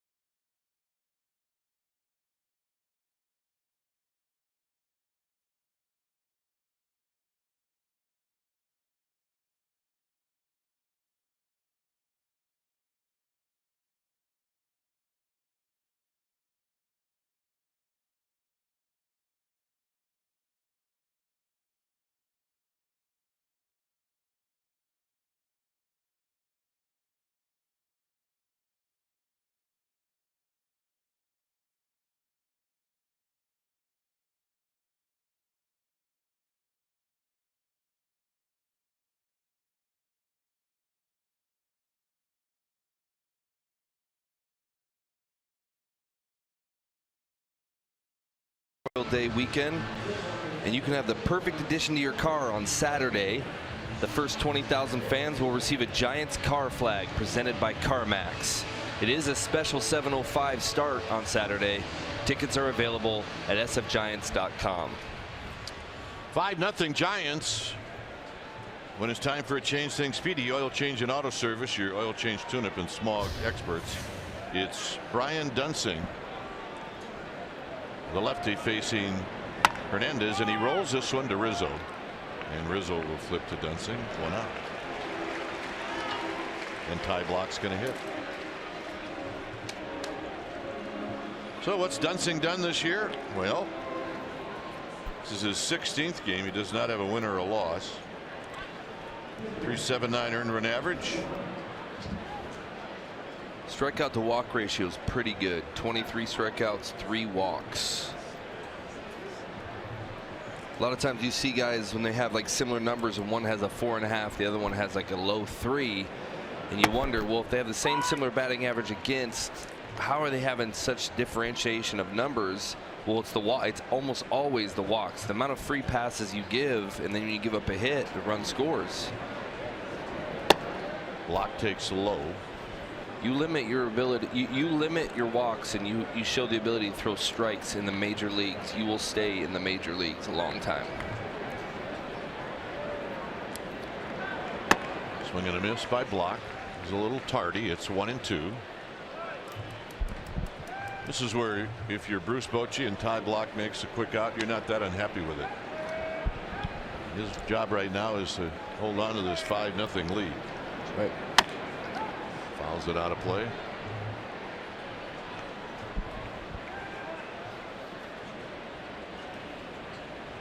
Outside of Wrigley Field, they're doing a lot of tearing down of buildings outside of Wrigley Field and replacing them with shops.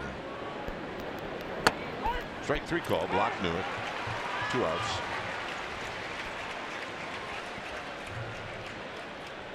Joe Panik tonight opened up the ball game with a home run. And then later on he doubled in a run in the 3rd.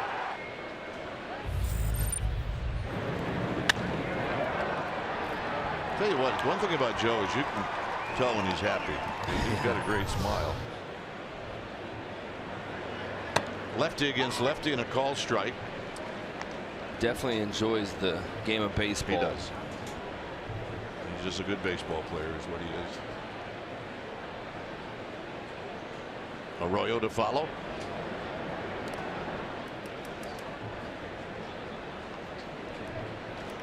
That group of guys that came up around the same time, Matt Duffy and Joe Panik, they all kind of, you can say the same thing about it. And it's just a shame that Matt Duffy hasn't been able to get on the field. Panik skies one. Right center field. Almora on the move. He's not going to get it. And Joe Panik is going to drop anchor. And it's too bad because I think he had a shot at a triple. He wanted it. I think there was a cycle in the back of his head right there, the way he's feeling right now. Absolutely. He hits this ball and it's just high enough where no one really knows if it's an out or not. So he's got some ability to take advantage of that and run the bases. And he picked up speed coming into second. And then, like you said, he all of a sudden just hit the brakes. And he wanted it right there. He wanted it. And it's, yeah, okay. Well, hey, look, you don't want to make the 3rd out at 3rd, right? That's right. So here's Arroyo, who's 0 for 3.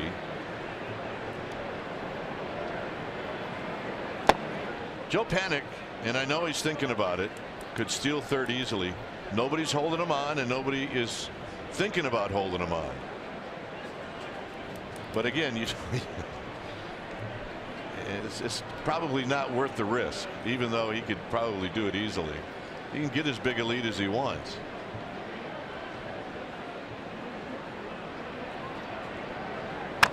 Tapped slowly to 3rd. Is this going to be a thing? And a nice play by Contreras to throw him out. Zobrist, top of the order, coming up.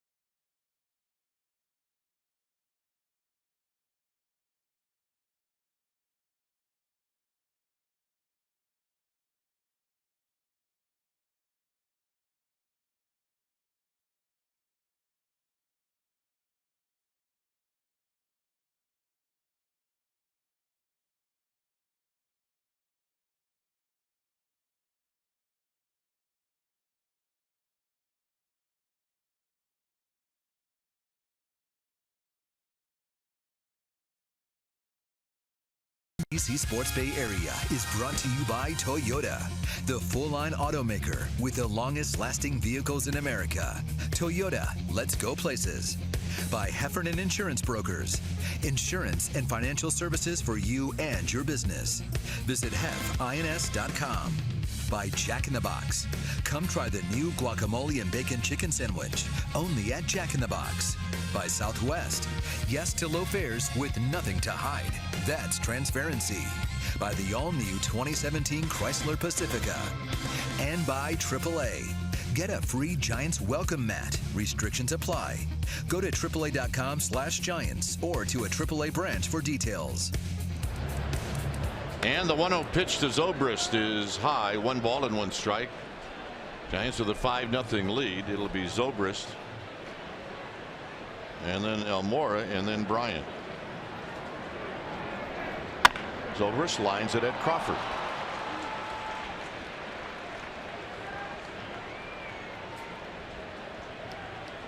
So 1 out. And here's Almora.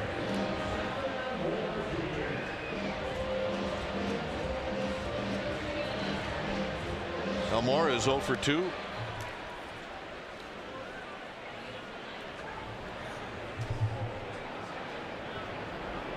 Swing and a miss. Changeup. Pretty good one.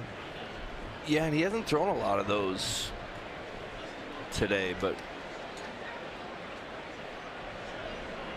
you'll start to see as they get later in the game, the third time through, you have to change it up a little bit.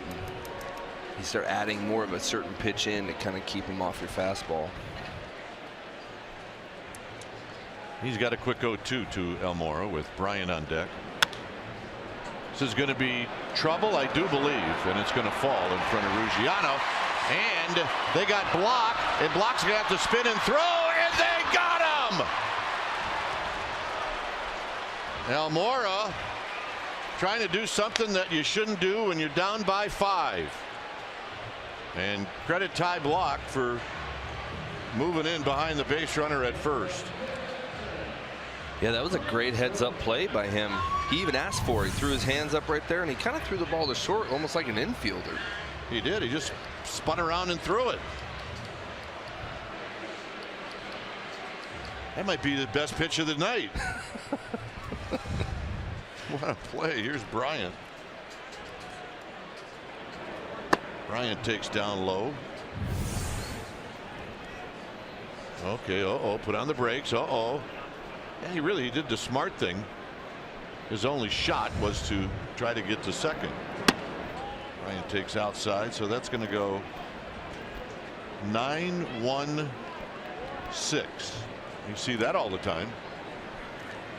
First one I've ever written down. Here's the 2-0, and it's high 3-0. Block hasn't walked anybody.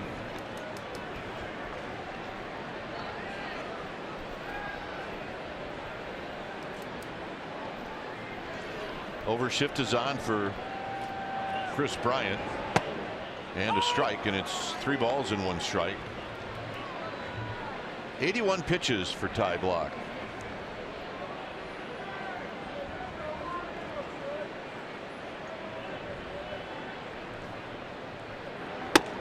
Three and 2. Back-to-back perfect pitches. 3-0, 3-1. There's Rizzo.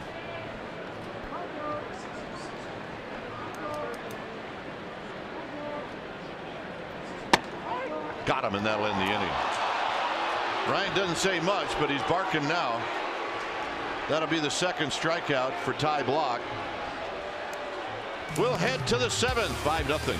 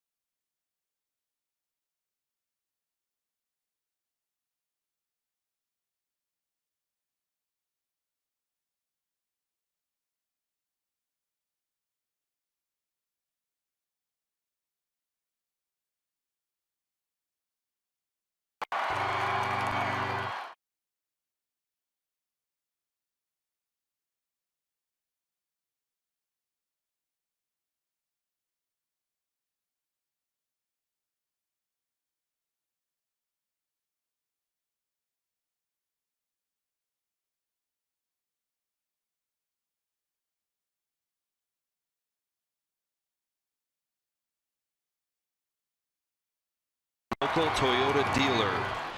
5-0 Giants over Cubs in the top of the 7th. Story tonight, all Giants. Tie blocks, 6 innings, no walks, 2 strikeouts, 81 pitches. Very, very, very efficient.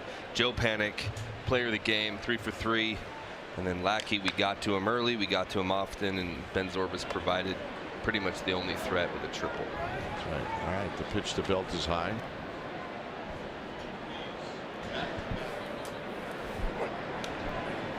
Belt is singled and he's homered. And he ropes one foul down the right field line. And it's 1 ball and 1 strike.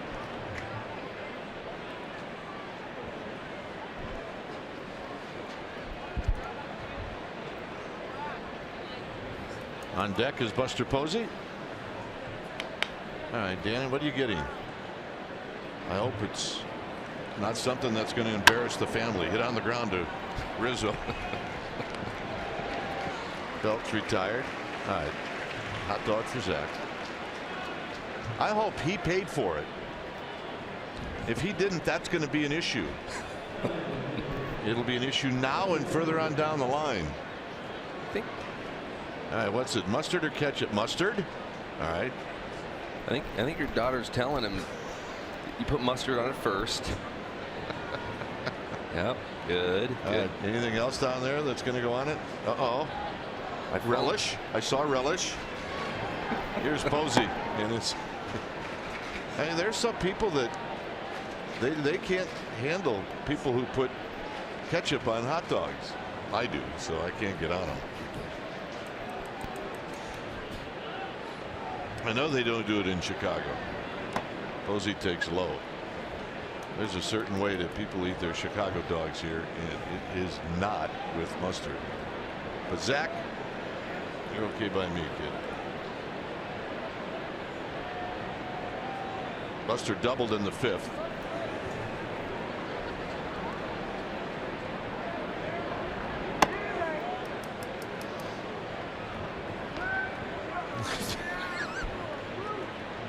Look, you're killing me.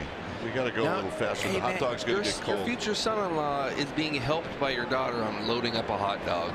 Are you sure that this scenario is? No. Hey. Look at him. He knows he's been had. I'm drinking my own beer, though.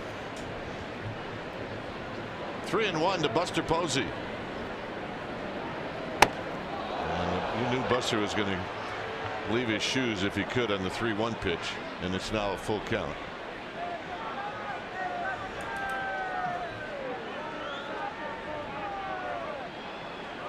Hey, watch this. Yeah, but you know, Buster will do that from time to time as he doesn't have a real heavy grip on the bat. Crawford on deck with 1 out. It's 5-0 Giants. He's a bat toss every 5-game guy. He is. Yep. And the walk. I think home run hitters today would prefer not to take a walk. Here's Crawford. Crawford would like to join the party.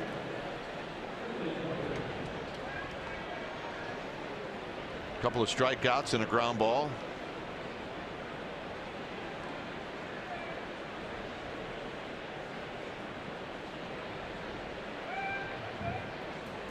So Rizzo holding on Posey. And Crawford a swing and a miss. With Nunez to follow. Not sure if anybody else is up in the bullpen.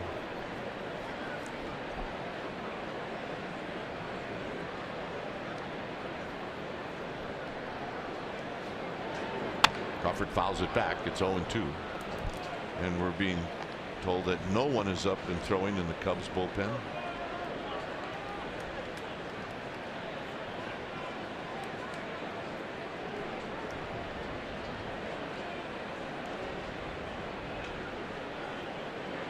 Crawford behind in the count. Contreras wants a high fastball, and that's what he gets. 1-2.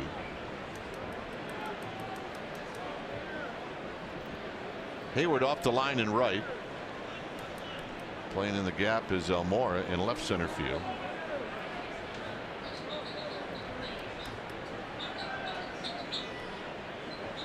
Crawford out swinging.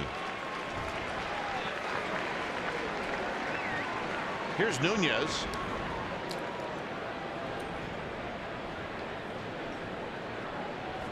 Nunez 1 for 3.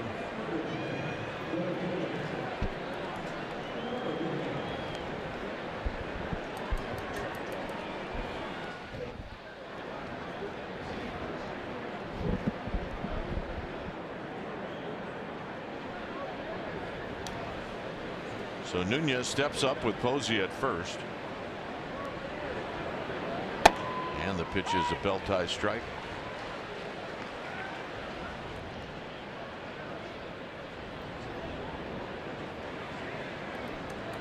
Ruggiano would hit if Nunez reaches here in the 7th. Dunsing throws, swinging a little pop-up that's going to be out of play. It's 0-2.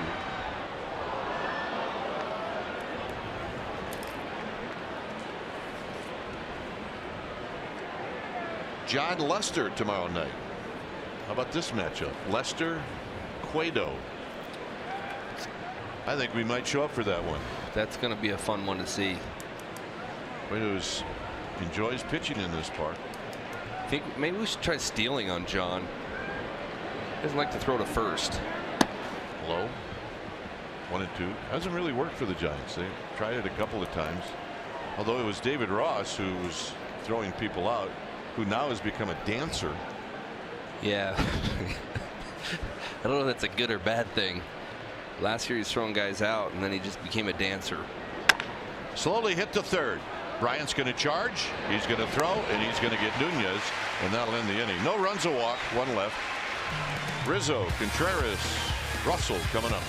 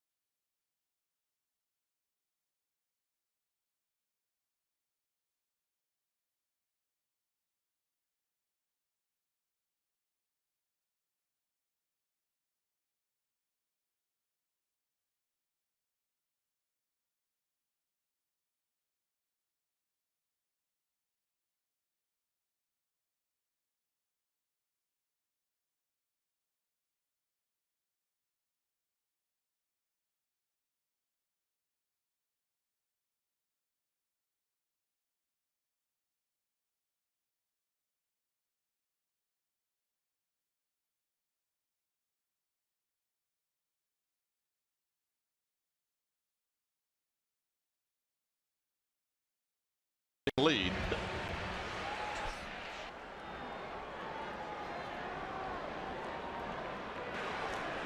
So here's block to Rizzo.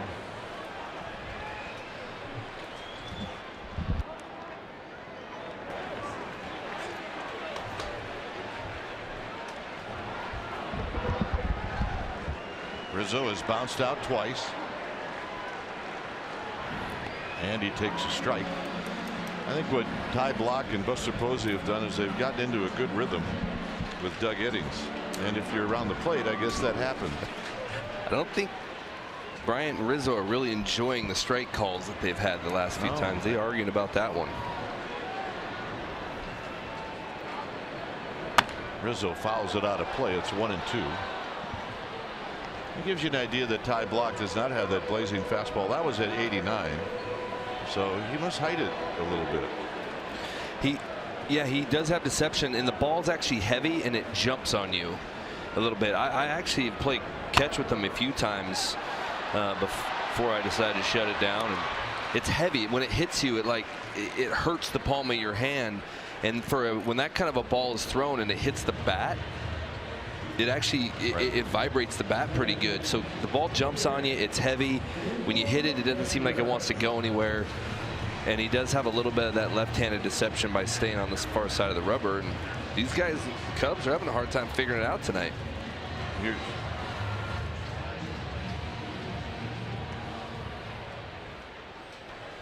So here's Contreras, who's 1 for 2.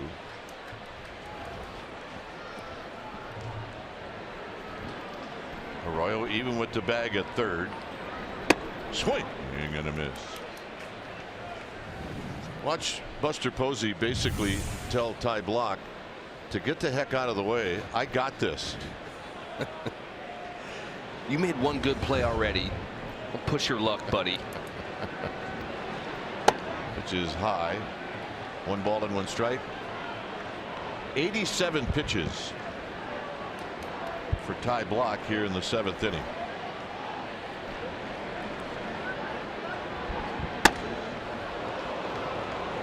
One and 2. I'm willing to bet that if Nolan Ryan, Randy Johnson, Roger Clemens were on the mound and that was the swing that kid took off him, I don't think this one would be anywhere near on the other side. It'd probably be near the body right here. Lined to Reggiano. Well, he comes back and he hits the line drive, but it's caught. So here's Russell. Those guys didn't take too kindly to guys swinging and falling over at their pitches. I got a list of things to add on that they didn't take things too kindly to, like trying to bunt off of Ryan. It was like, well, that's part of my game.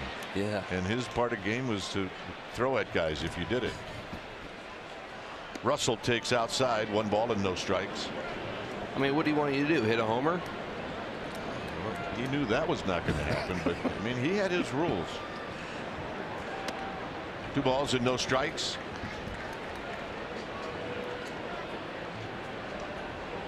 Block has given up 5 hits.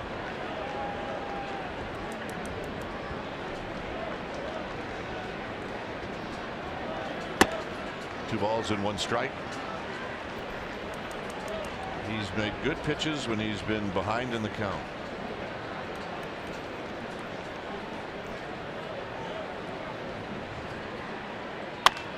Popped up. And that'll be a souvenir.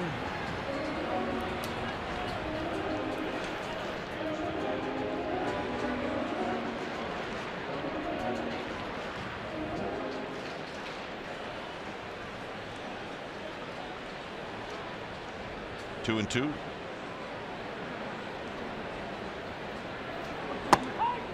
And that'll end the inning. And now Russell unhappy.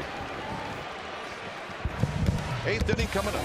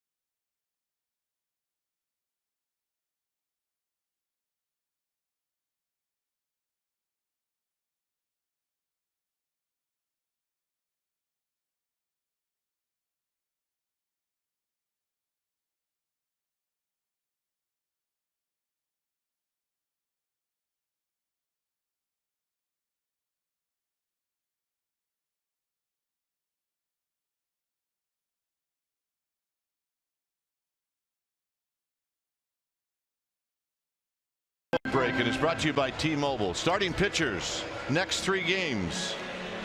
That's right, there's 3 games left in this series. We mentioned Cueto and Lester. That'll be tomorrow, and then Matt Moore against Kyle Hendricks. That'll be at Wednesday, and then we have day baseball here at Wrigley. It'll be Samardzija against Eddie Butler. This is just game 1 with 3 more to go, and all 3 games will be on NBC Sports Bay Area. When it's time for a change, think Speedy Oil Change and Auto Service, your oil change tune-up and smog experts.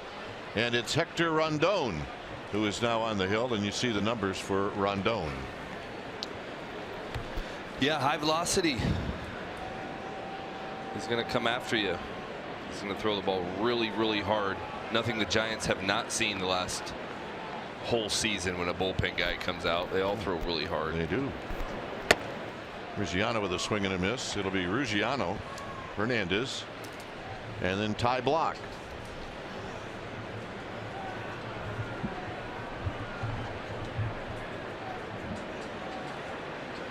I think you're finding out that when we have visitors that come into the booth in between innings, it kind of throws everything off. As Chris Rose from the MLB Network came in to say hello, and thanks to Chris, we're behind as this is to the backstop. 97-mile-per-hour fastball. The pitch before is our fast pitch, brought to you by Xfinity, the fastest Wi-Fi at home and on the go. It's great to see these guys, but thanks, Chris. I have no idea who's pitching. Ruggiano, high drive, center field.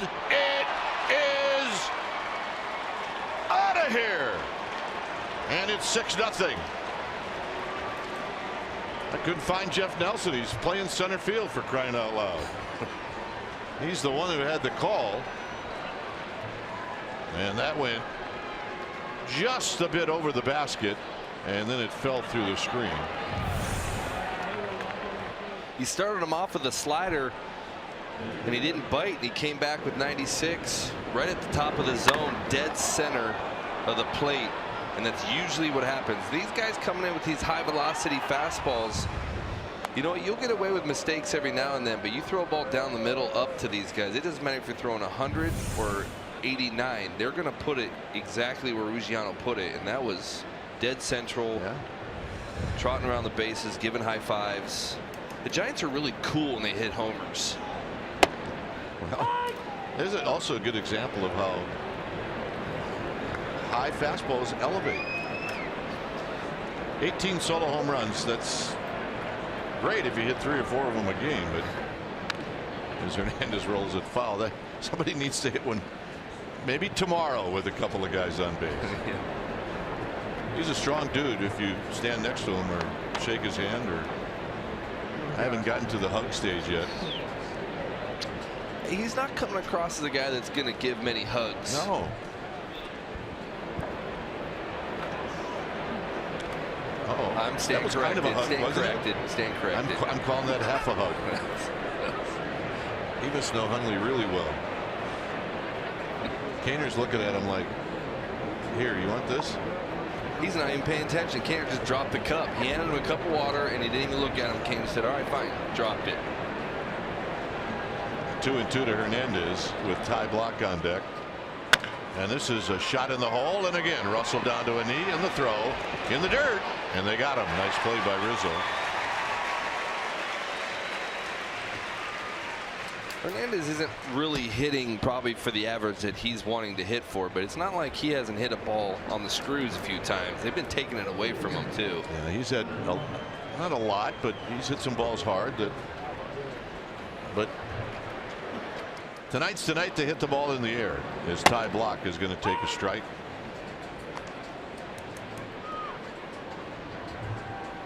A couple of strikeouts.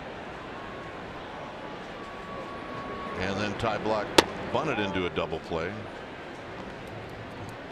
Giants have hit 3 solo home runs in this game.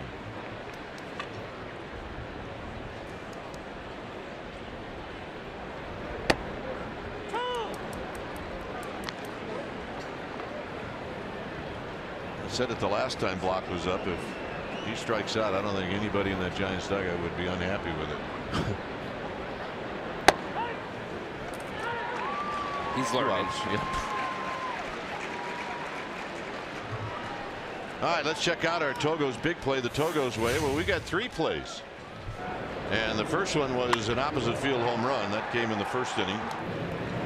In the second, he doubled over Hayward.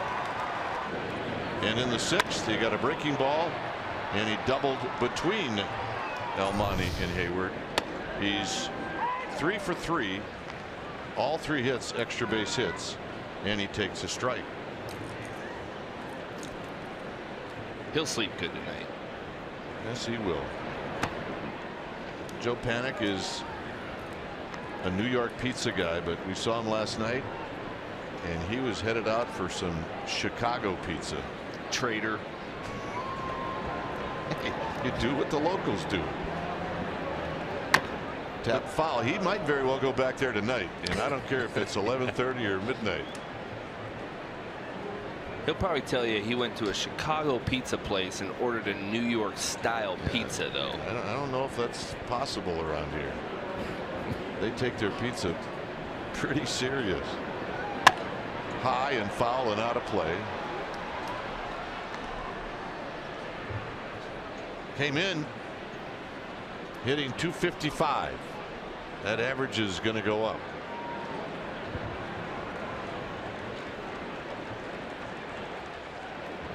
Now hitting .269. Foul again.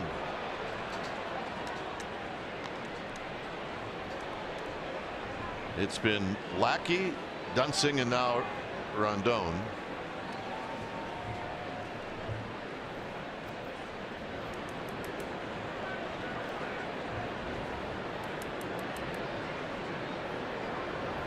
Outside to Panik. It's 2 balls and 2 strikes. I think Ruggiano sometimes looked like Robert De Niro in Cape Fear. Foul back and out of play. Robert De Niro was a bad dude in Cape Fear. That movie was way before my time. Yeah, I know. It was probably an R, and your mom and dad would not let you see it. Well, that means it'd be almost like a PG movie nowadays. You're right. Panik takes high. It's 3-2.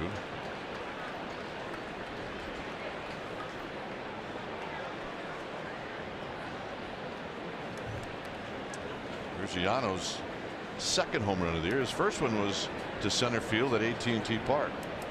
Here's the payoff to Panik. Panik fouls it back. He's seen the ball pretty good, as you can tell by his swings. By the way, we should mention that we got a good look at the Chicago Cubs World Series ring before the game. Hit out to right, but Hayward's going to track this down. We'll talk about that a little later when we come back. It's a home run for Ruggiano. And when this one lands in the basket, it's bye-bye baby. And that home run makes it 6-0. And the Cubs are coming up.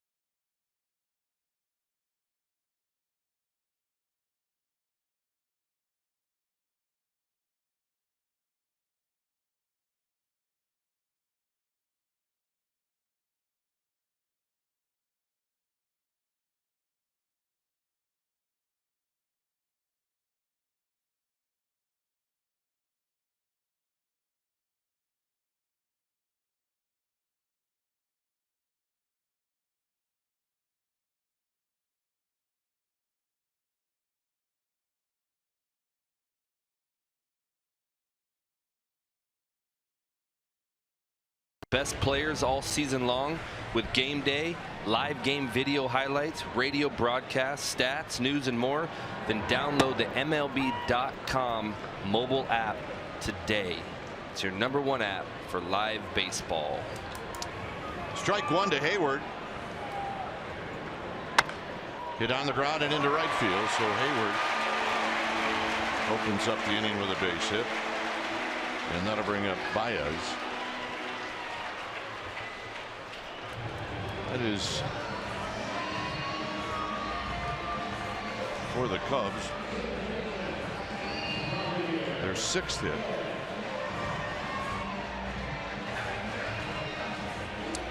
.96 pitches for Ty Blach.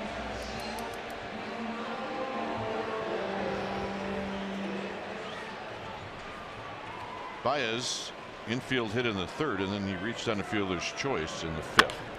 Here he swings and lifts this one into the 2nd deck down the right field line, and it snowballs in 1 strike.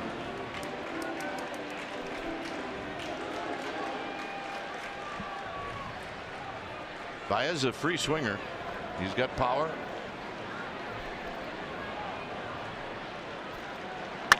Drives it to right. He's got something behind it, and gone. So Blach gives up the first 2 runs in this game, and it's an opposite field home run for that kid. And this is probably where you're going to start seeing the bullpen get going. He does have a pretty decent sized pitch count working. Rag's going to go out, kind of take some time, and just, there's nothing to say.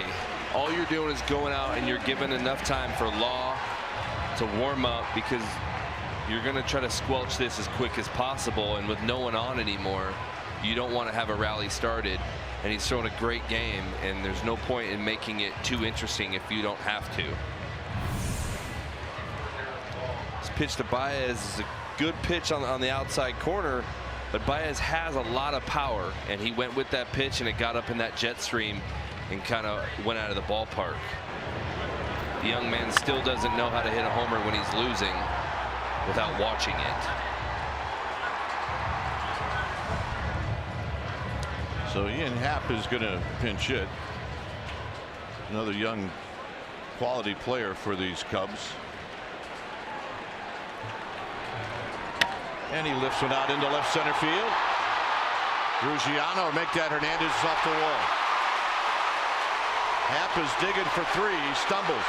Crawford's got it, and then he juggles it. And it's probably a good thing.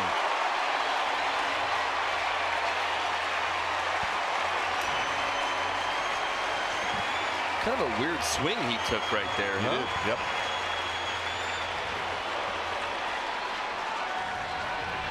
So Bruce Bochy trying to find out if Derek Law is ready.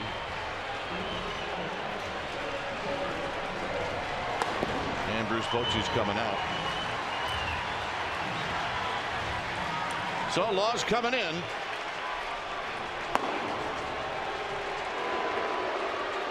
Nice outing for Ty Blach.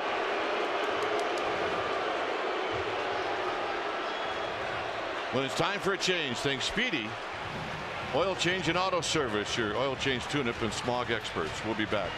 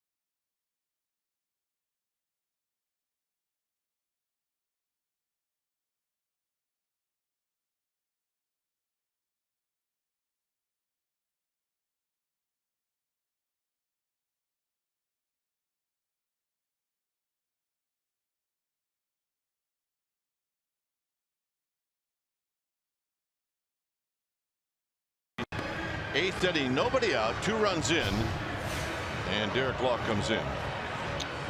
This is why they have him. He's a big game pitcher in these big games. He has strikeout stuff, good power arm, good curveball. Likes to mix it up, likes to slide step, quick pitch. And this is the situation that they're gonna want to see him thrive in, and he definitely has the stuff to do it.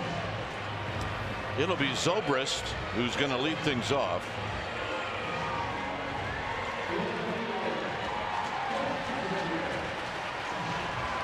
So Block will watch the rest of this. Zobrist is 1 for 3. He'll hit left-handed for the first time in this game. Giants aren't going to worry about Happ at third. They'll worry about retiring Zobrist. So the infield will play back. And a breaking ball misses. 1 ball and no strikes. You really kind of have to stop this. You get the crowd into it, and all of a sudden the Cubs are going to get a surge of momentum. So any kind of an out here would be important. 2 balls and no strikes. John Jay is on deck.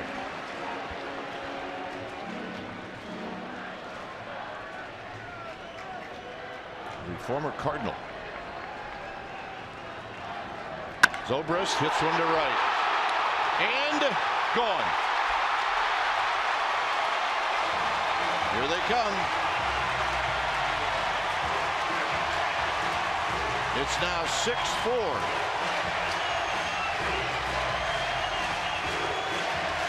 Team like the Cubs, they can turn games around really quick. You want to try to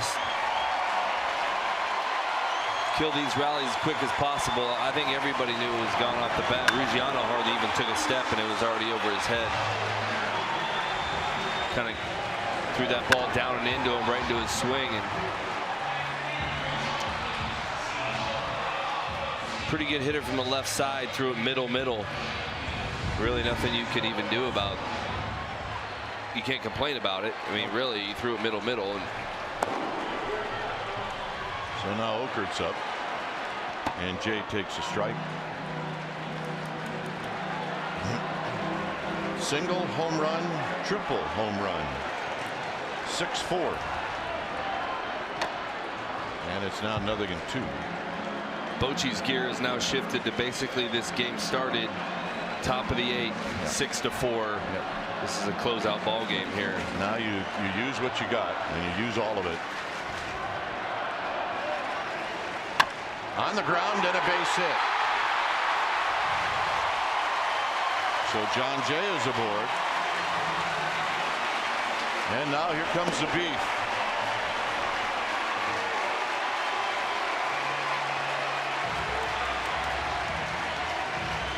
Buster Posey is going to go out.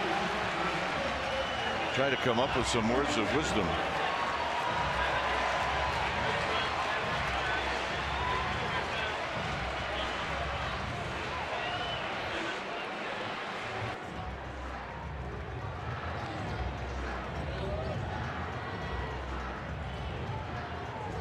So here's Bryant. Bryant against Ty Blach was 0 for 3. 5 straight hits for the Cubs.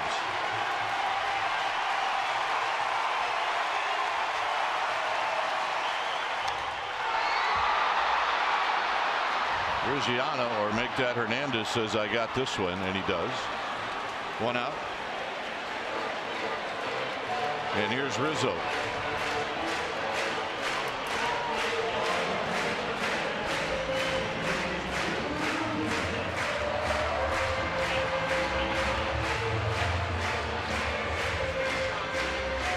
So it's going to be Okert. Bochy's looking for an out, and if in a perfect world he's looking for 2 outs. So Okert's coming in. It's 6-4.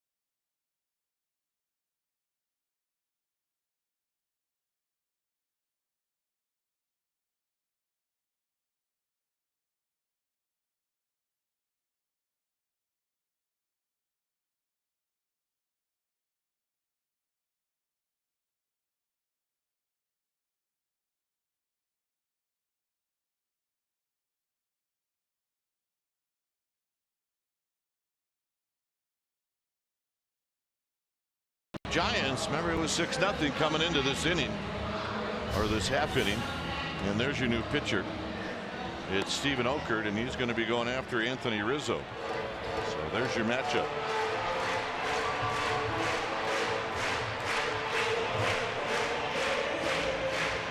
Rizzo is bounced out 3 times.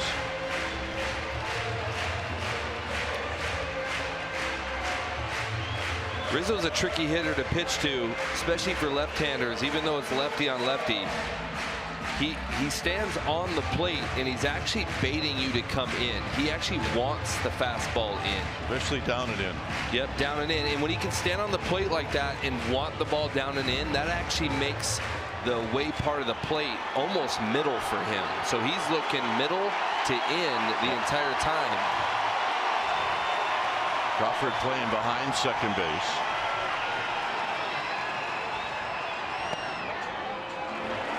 One ball and no strikes. And then that first strike will relax a guy like Stephen Okert.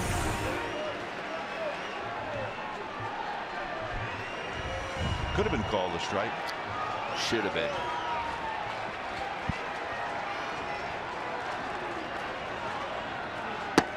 Two balls and no strikes.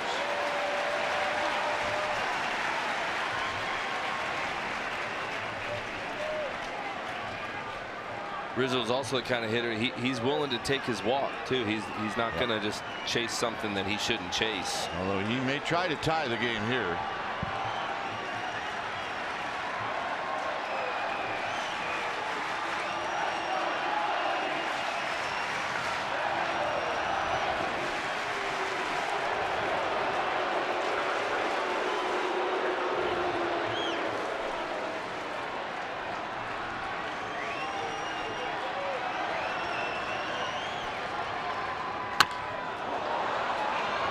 Straight back and out of play.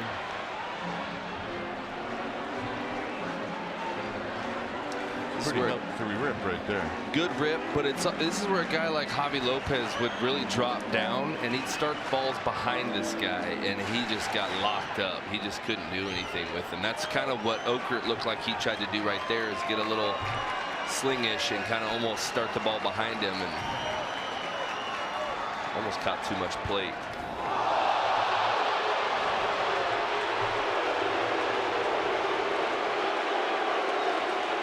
Really tried to do the same thing. He tried to almost throw it, kind of start it behind him, and it looked like it slipped out of his hand a little bit. He came in to do one job, and so it's going to be Strickland, as this 8th inning is getting weirder and weirder. It's 6-4.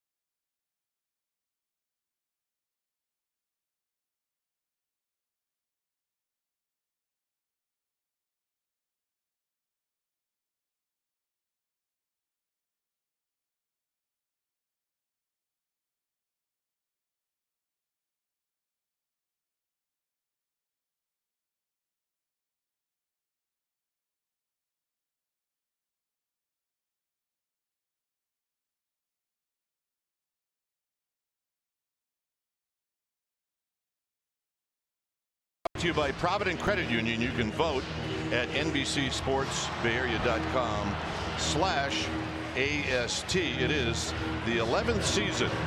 The winner receives $20,000 for his or her high school, or for his or her school.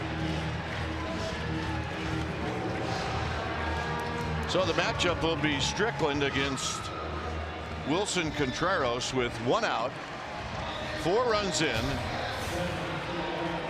and Strickland is coming in to face the right-handed hitting Contreras.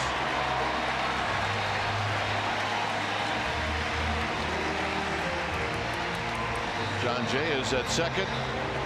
Rizzo is at first. And Strickland, I'm sure, aware. Be careful of that first pitch. If you play at home against a crowd like this, you know, you start to play hero ball if you're Wilson Contreras. Yeah, he's going to want to swing hard and up.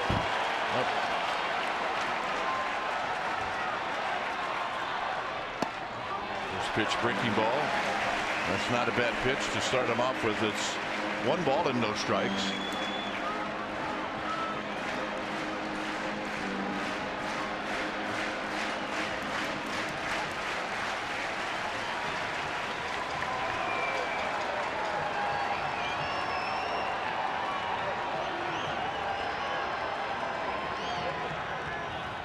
Two and 0.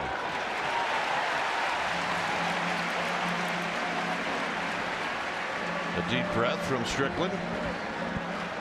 Back-to-back breaking balls.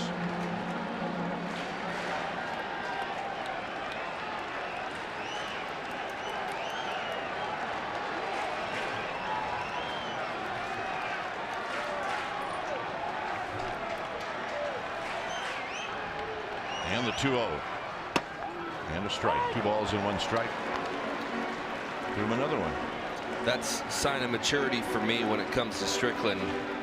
Before, he'd throw a first pitch slider for a ball, he'd go right to the heater. Now he threw back-to-back sliders, both for balls, and still said, you know what, I'm coming back with another slider because you're all in on the heater still, and he goes up for a strike. And that's gonna, eventually it's gonna allow him to separate himself from the pack later in his career.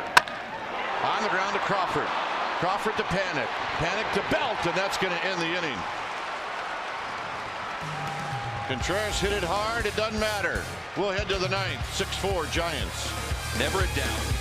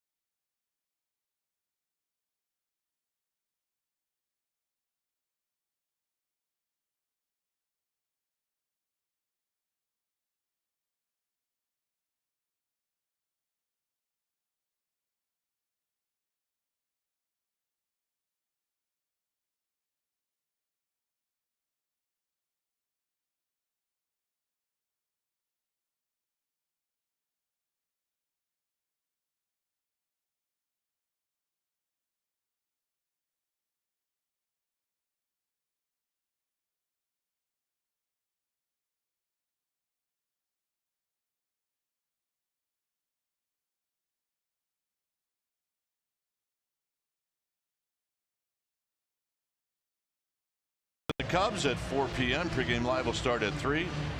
and you can watch it right here on NBC Sports Bay Area.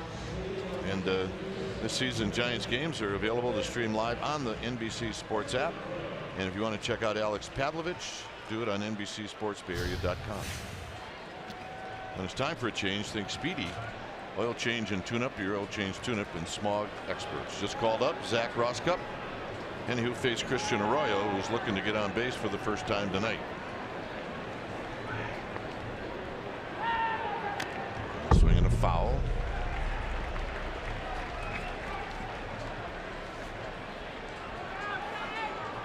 Three in one lifetime for Roskup. Belt and then Posey. And it's high to even the count at a ball and a strike.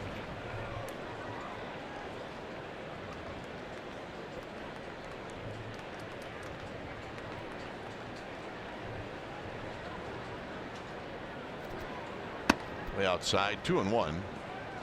Giants would like to add on here in the 9th inning, knowing full well what the Cubs are capable of. They just witnessed it in the 8th inning.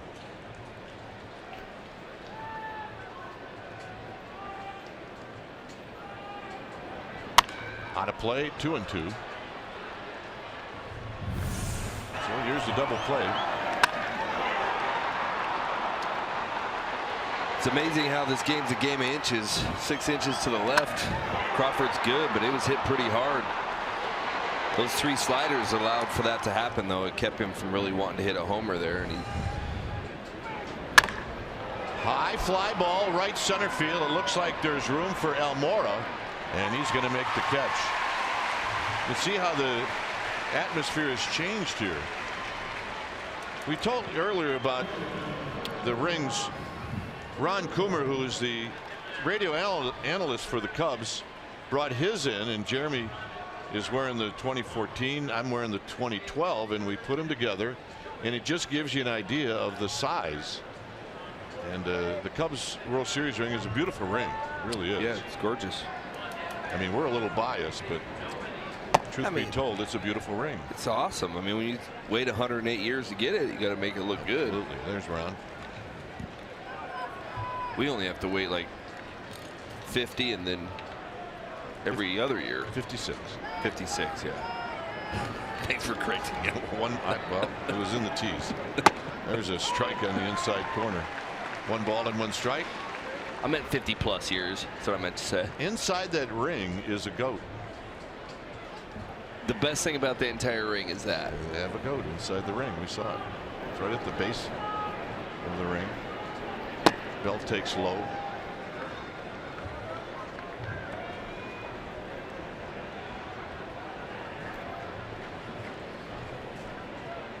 Very beautiful.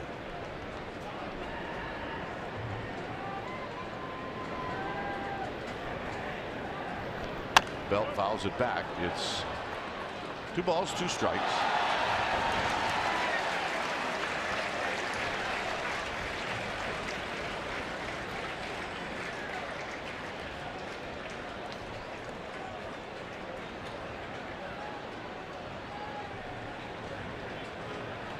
Buster Posey to follow. We're in the 9th. And Belt wraps one. And Rizzo with a play, and they got him.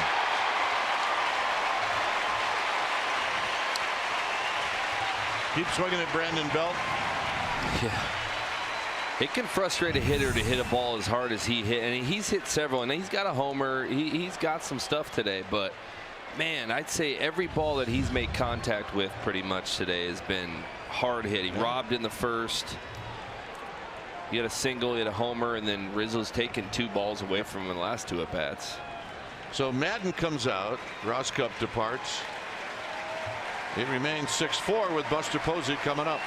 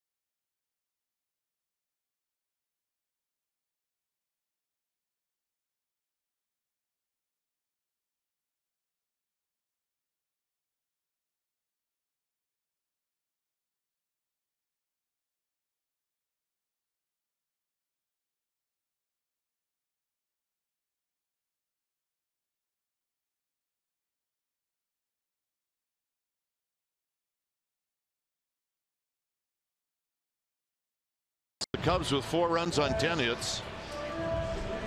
And it'll be Carl Edwards Jr. who throws hard. He's coming in to face Buster Posey. So there's your right-hander. Long and lanky, and he's got a good whip.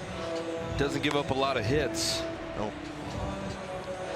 He walks very few and strikes out a lot, so he's definitely feeling good about his stuff. Man, the kind of guy that Buster likes.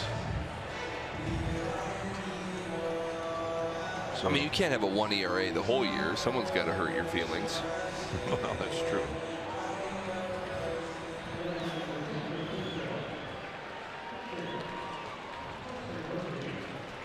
So Buster tonight 1 for 2. He's reached on a walk, the double, and he was hit by a pitch in the 3rd. Very high, 1 ball and no strikes.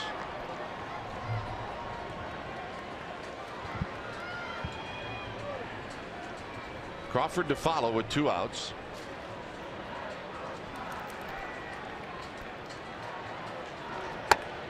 And at 97, that hits the outside corner.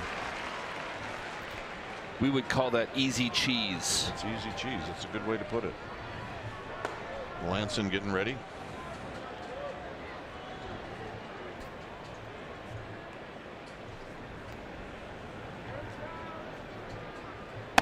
And that pitch is high and wide.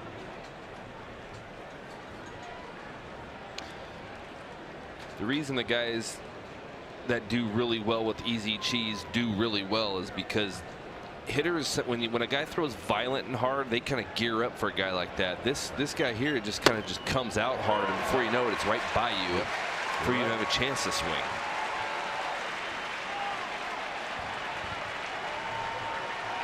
So now it's 2-2 to Buster Posey.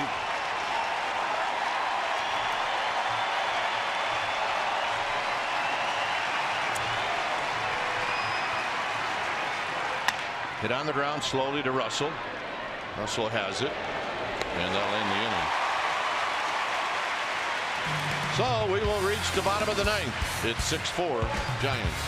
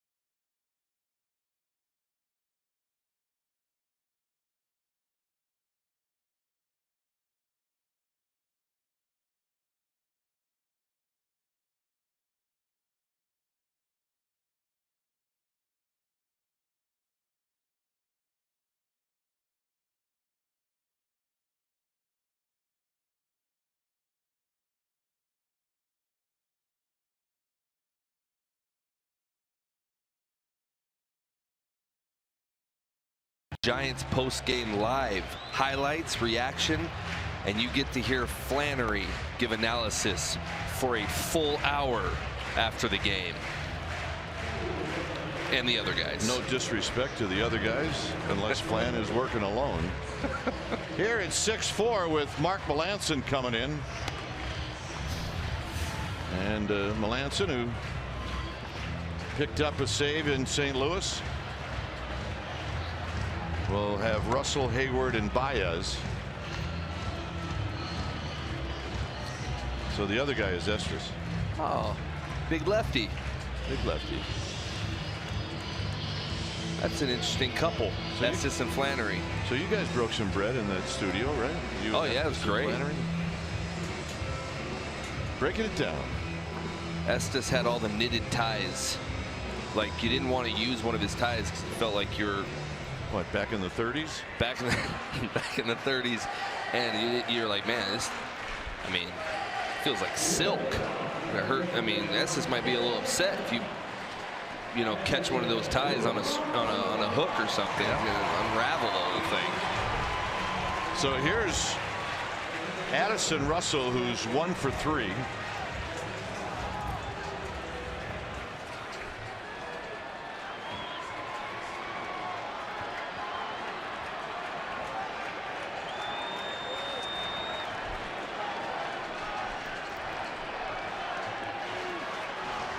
And the first pitch is a strike, and it's no balls and 1 strike. Russell's history against Melanson, he's 2 for 9.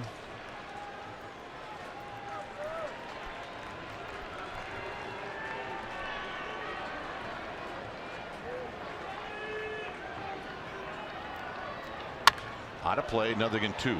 So 2 pitches, Melanson stayed away. See what he's 70% cutter. A guaranteed cutter coming at these hitters. I feel like he throws his fastball a little more than that, but in the dirt, so he throws a breaking ball. I think the people that keep track of these things probably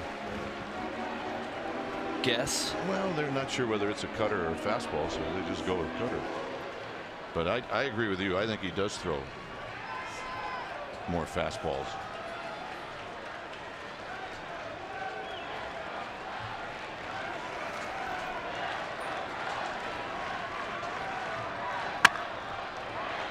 Arroyo at third to Belt at first. That might have been the curveball right there. Yeah, he's got a pretty good curveball too. So here's Hayward.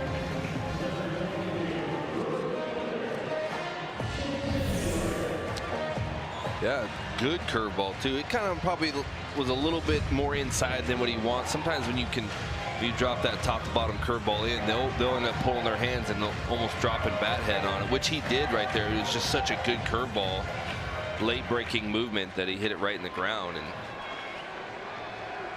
Hayward is 1 for 3.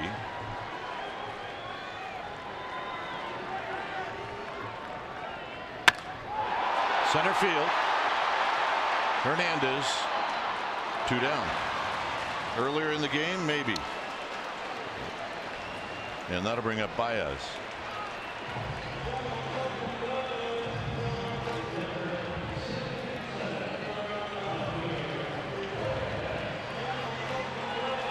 Baez homered to the opposite field in the 8th inning.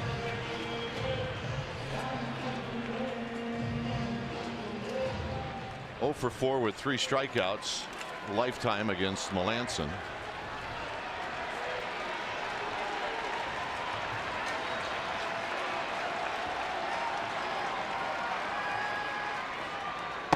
And a strike, and it's 0-1. And that was the cutter, and that was at 92 miles an hour. Such a good cutter. When it's late, you know, earlier in the year I felt like it wasn't as late like that, but since he's come back, it seems like his cutter has been late and bottoming out at the bottom of the zone. 0-2. And when you can back that up with a hard curveball like that, you'll throw backs out at the plate trying to swing at that thing.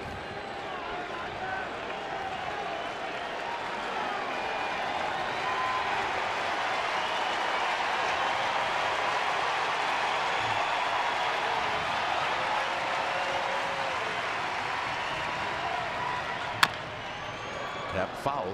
Baez stays alive. That's when you want to go foul, because if it doesn't, he's going to have another infield hit.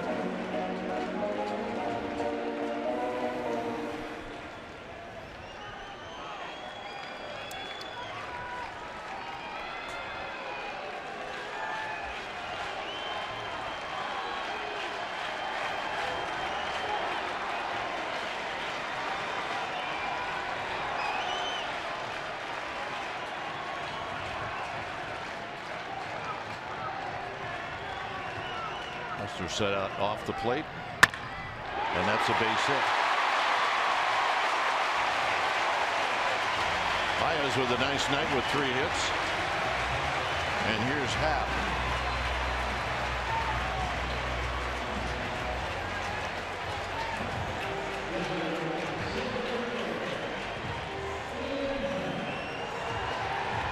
Happ tripled in the 8th inning.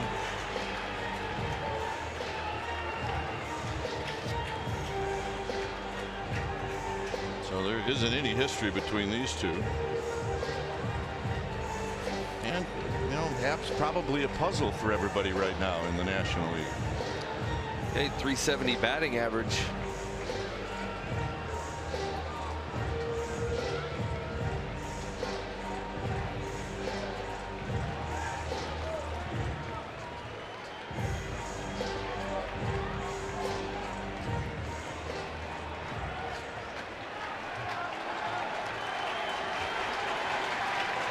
Happ represents the tying run.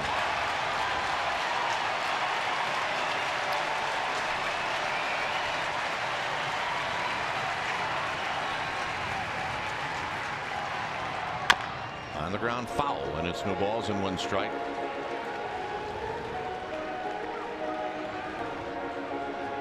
Giants are not just going to let Baez jog into second base. So Belt is playing close behind him, and then when Melanson goes to the plate, then he backs up. Yeah, because if you let him play, if you play too far back, you let him get that extra step. They either takes a bag easy or it sets him up to get him to third if there's a base hit. It's 0-2. And I don't think Bruce loves to give away runs, even if it's like, well, that run doesn't matter. He's not willing to give away runs ever. And it's respect to the pitcher. The pitchers don't want to give away runs, which tends to happen when you let him just take second base and get in scoring position. So it's 0-2.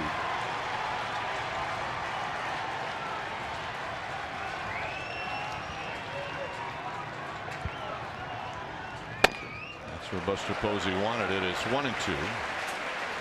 And what you do is you just change the sight lines. It's not a pitch that Buster Posey wanted Melanson to throw for a strike. But just 22 years old, and it's 1-2.